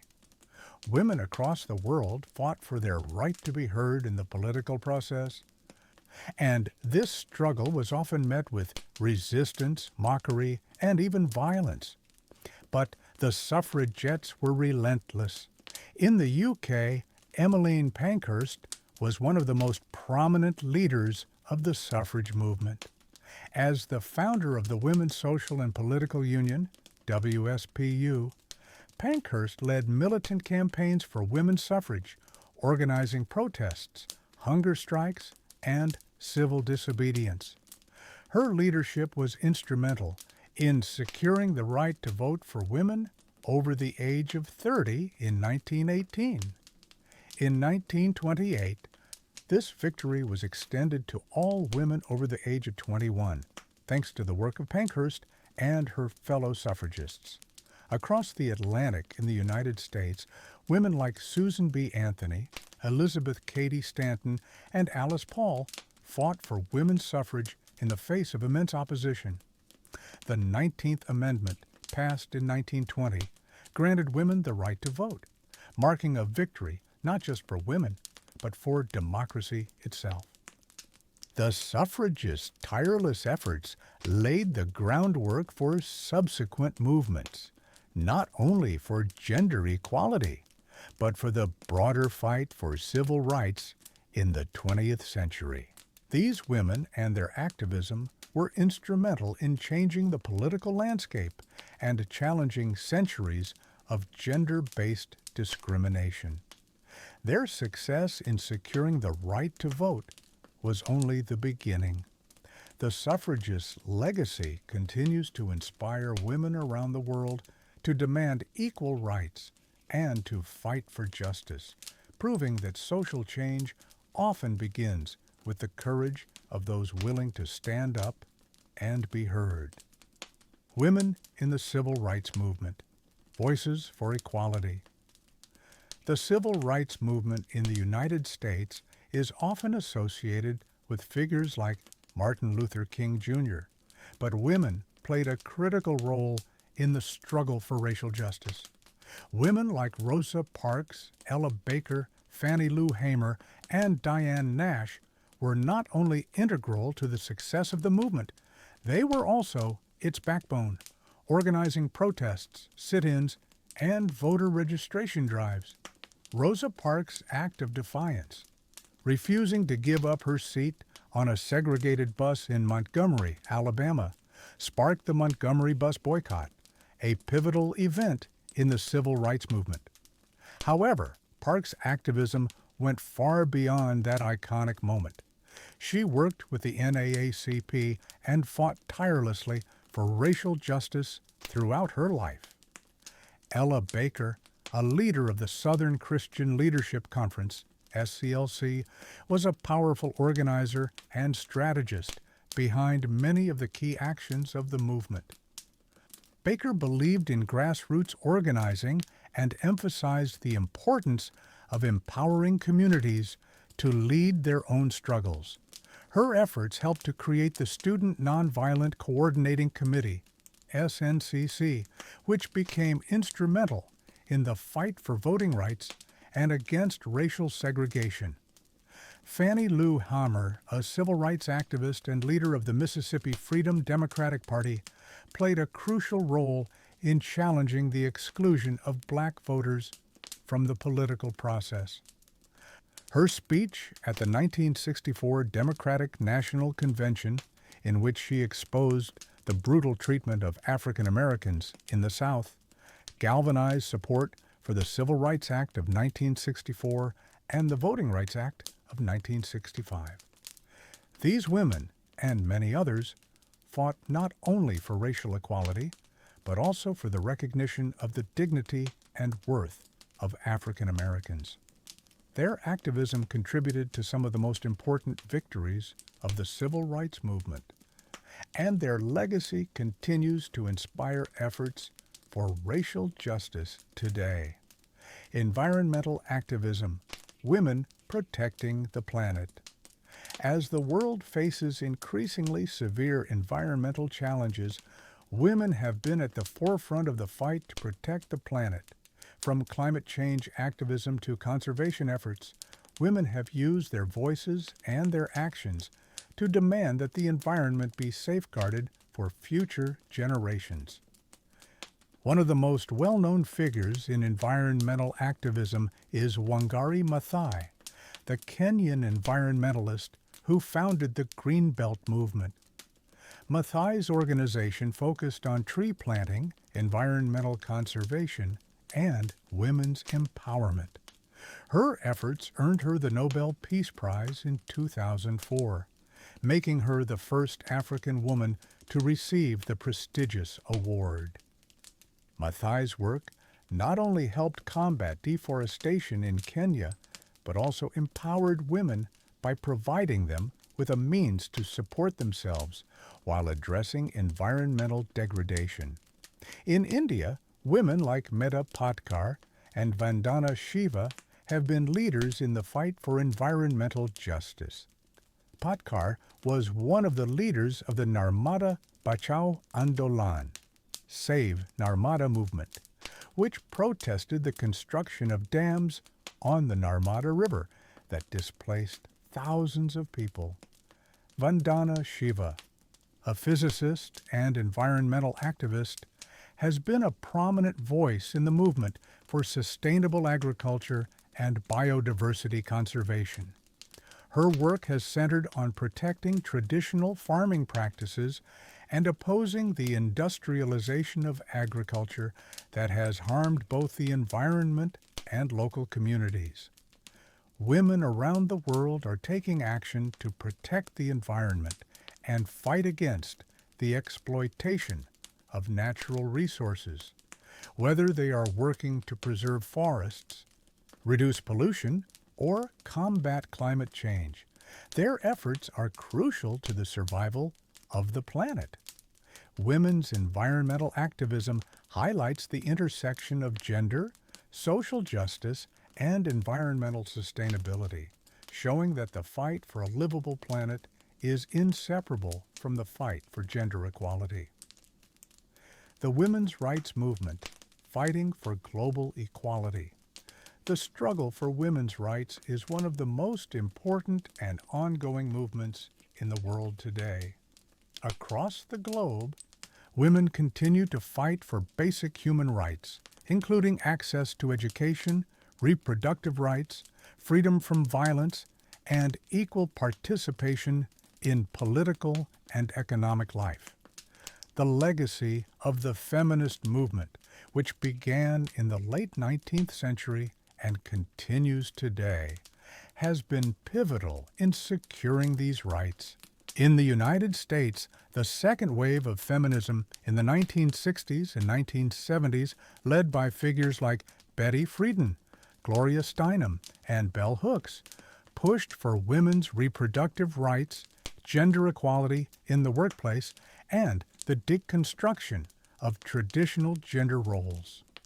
Friedan's book, The Feminine Mystique, helped spark the second wave by challenging the idea that women's fulfillment should be defined solely by marriage and motherhood. Globally, women like Malala Yousafzai have continued to fight for girls' education and women's rights, even in the face of violence. Malala's advocacy for girls' education in Pakistan led to her being shot by the Taliban. Yet, she survived and continues to champion education for girls around the world. She became the youngest recipient of the Nobel Peace Prize in 2014, cementing her status as a global leader for women's rights and educational access. From the frilly Me Too movement, which brought global attention to issues of sexual harassment and assault, to the ongoing fight for equal pay and reproductive rights, the women's rights movement has continually pushed for societal change. While significant progress has been made, the fight for full equality continues in many parts of the world, and the role of women activists in this struggle remains indispensable. Conclusion: the unstoppable force of women in activism. The women who have led social movements, from the suffrage movement to civil rights, environmental activism, and women's rights, have reshaped the world in ways that are impossible to ignore. Their tireless work and advocacy have led to lasting social, political, and legal change, and their impact continues to be felt today. But the fight for justice is far from over. Women's activism remains crucial to addressing the inequities that still exist in the world, whether related to race, gender, the environment, or economic inequality. The legacy of these women is a reminder that activism is not just about protest. It's about creating change, challenging systems of power, and making the world a more just and equitable place for future generations. As we look to the future, we must continue to recognize the contributions of women to the struggle for equality and justice, and we must support their ongoing work to ensure that the progress they have fought for is not undone, but expanded for all people, everywhere. As we reach the final chapter in this exploration of women who have shaped history, we focus on the women who broke through the highest levels of power and leadership. From the political stage to the corporate world, women have fought and continue to fight against systemic barriers that have historically excluded them from positions of influence. Their resilience, intelligence, and determination have not only shattered the glass ceilings that once confined them, but have also paved the way for future generations of women to lead with strength, vision, and impact. In this chapter, we examine the women who have risen to the top of their fields, whether in politics, business, or global diplomacy. These women are leaders who have defied societal expectations and redefined what it means to be a woman in power. Their stories serve as both a testament to their own strength and a call to action for continued progress toward gender equality in leadership, women in politics, from trailblazers to global leaders. Over the past century, women have increasingly entered the political arena, challenging centuries of male-dominated leadership. They have risen to the highest offices in the world, making significant strides for gender equality, civil rights, and social justice. One of the most iconic political leaders of the 20th century was Margaret Thatcher, the first female Prime Minister of the United Kingdom. Serving from 1979 to 1990, Thatcher became one of the longest-serving leaders in British history. Known for her firm stance on economic policy and international diplomacy, she earned the nickname the Iron Lady for her uncompromising leadership. While her policies were controversial, particularly in terms of economic austerity, Thatcher's rise to the top of British politics broke the mold, proving that women could hold the most powerful political positions in the world. Another trailblazer in the realm of politics is Ellen Johnson Sirleaf, the first female president of Liberia and the first elected female head of state in Africa. Sirleaf's presidency, which lasted from 2006 to 2018, came after Liberia had endured decades of civil war. She helped guide the country through a difficult period of reconstruction, promoting peace, human rights, and economic development. Sirleaf's leadership was a beacon of hope for women in Africa, inspiring future generations to pursue political careers and engage in the rebuilding of their nations. In the United States, women like Hillary Clinton and Kamala Harris have broken important barriers. Clinton, as the first woman to win a major political party's nomination for president in 2016, and Harris, as the first woman, Black, and South Asian vice president, have made history in their respective roles. While Clinton did not win the presidency, her candidacy marked a significant moment in the political landscape and sparked ongoing conversations about women's representation in politics. Kamala Harris's historic vice presidency has further cemented the idea that women, especially women of color, have a vital place in leadership roles. Globally, female politicians like Jacinda Ardern, the Prime Minister of New Zealand, have proven that women in leadership can bring empathy, compassion, and practicality to governance.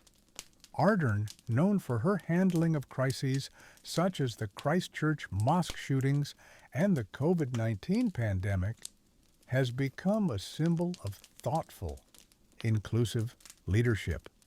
Her approach to leadership has focused on kindness, social welfare, and climate change, proving that women's leadership styles can be as diverse as the challenges they face.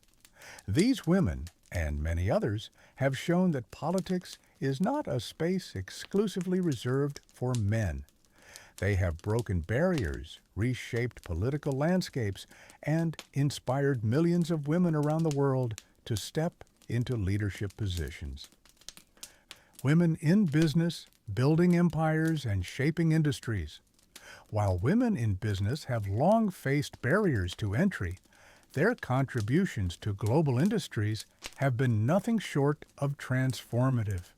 Today, women hold CEO positions in major companies, lead successful startups, and influence the global economy in ways that were once unimaginable.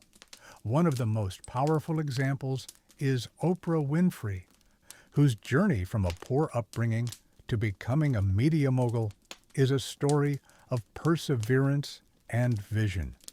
Winfrey, whose The Oprah Winfrey Show ran for 25 years, became one of the most influential figures in American television and an advocate for social change. Through her media empire, Winfrey not only became a self-made billionaire, but also used her platform to address issues such as poverty, race, and women's rights. Her success has opened doors for countless women in the entertainment industry, proving that women can rise to the highest echelons of business and media. Indra Nooyi, the former CEO of PepsiCo, is another example of a woman who has shattered the glass ceiling in the corporate world. Under Nooyi's leadership, PepsiCo saw significant growth and transformation, including an increased focus on healthier products. Nooyi's success as a leader in one of the largest multinational companies in the world was groundbreaking, particularly as a woman of color in a male-dominated field. Her legacy is a powerful reminder of how women can lead multinational corporations and make lasting changes in global industries. In the tech industry, women like Sheryl Sandberg, the former COO of Facebook, now Meta, have also made significant contributions. Sandberg's work in scaling Facebook and her advocacy for women's leadership in the workplace through her book Lean In have cemented her as one of the most influential women in tech. Her efforts to promote gender equality in business have made her an important voice in the conversation about women's representation in Silicon Valley. These women and countless others have shown that women can not only thrive in the business world, but can also reshape industries and global economies. Their leadership, vision, and dedication have created pathways for other women to follow, proving that women's leadership in business is not only possible, but essential for innovation and progress. Women in global diplomacy, bridging nations and building peace. Women have played vital roles in diplomacy, forging peace agreements and fostering international cooperation. Despite the historical underrepresentation of women in the field of global diplomacy, women have stepped forward to lead efforts in peace building, humanitarian work, and conflict resolution. One of the most notable figures in international diplomacy is Kofi Annan's successor, the former UN High Commissioner for Human Rights, Michelle Bachelet. As the first woman president of Chile, Bachelet demonstrated her leadership both at home and on the global stage. Her tenure as the UN High Commissioner for Human Rights further cemented her reputation as a global advocate for women's rights, refugee protection, and justice. Bachelet's efforts in shaping human rights policies, especially for vulnerable women and children, have been instrumental in promoting equality across nations. Another prominent female diplomat is Madeleine Albright, who served as the first woman Secretary of State in the United States. Albright's tenure from 1997 to 2001 was marked by her efforts to shape foreign policy during critical moments in history, including the conflicts in the Balkans and the expansion of NATO. Her assertive leadership in the State Department broke new ground for women in global diplomacy, proving that women can navigate the complexities of international relations with strength and influence. In the Middle East, women like Tawakkol Karman, a Yemeni journalist and activist, have taken bold stances for peace and democracy. Karman was awarded the Nobel Peace Prize in 2011 for her role in the Arab Spring, which led to protests and the eventual resignation of Yemen's president. Her work has been a source of inspiration for women in conflict zones, showing that women can be leaders in the fight for freedom and justice, even in regions where their voices have been silenced for generations. These women in diplomacy have not only opened doors for others to follow, but have also demonstrated that effective leadership is not confined by gender. Their impact on international relations, peace negotiations, and humanitarian efforts continues to influence global diplomacy today. Conclusion: the enduring power of women in leadership. The women who have reached the highest levels of leadership, whether in politics, business, or global diplomacy, have not only proven their capabilities, they have shattered the myths that leadership is a realm reserved for men. These women have rewritten the rules of what it means to be a leader and have shown that women can lead with intelligence, compassion, and innovation. As we look to the future, the importance of women in leadership cannot be overstated. Their leadership styles, often characterized by empathy, collaboration, and inclusivity, have reshaped the way we think about power and success. The progress we've made so far is just the beginning, and it's clear that women will continue to lead the way in creating a more just, equitable, and sustainable world. Their journey has not been easy, and the road ahead remains full of challenges. But the progress these women have made is undeniable. Their stories are a testament to the fact that leadership is not defined by gender. It is defined by vision, determination, and the willingness to break barriers for the greater good.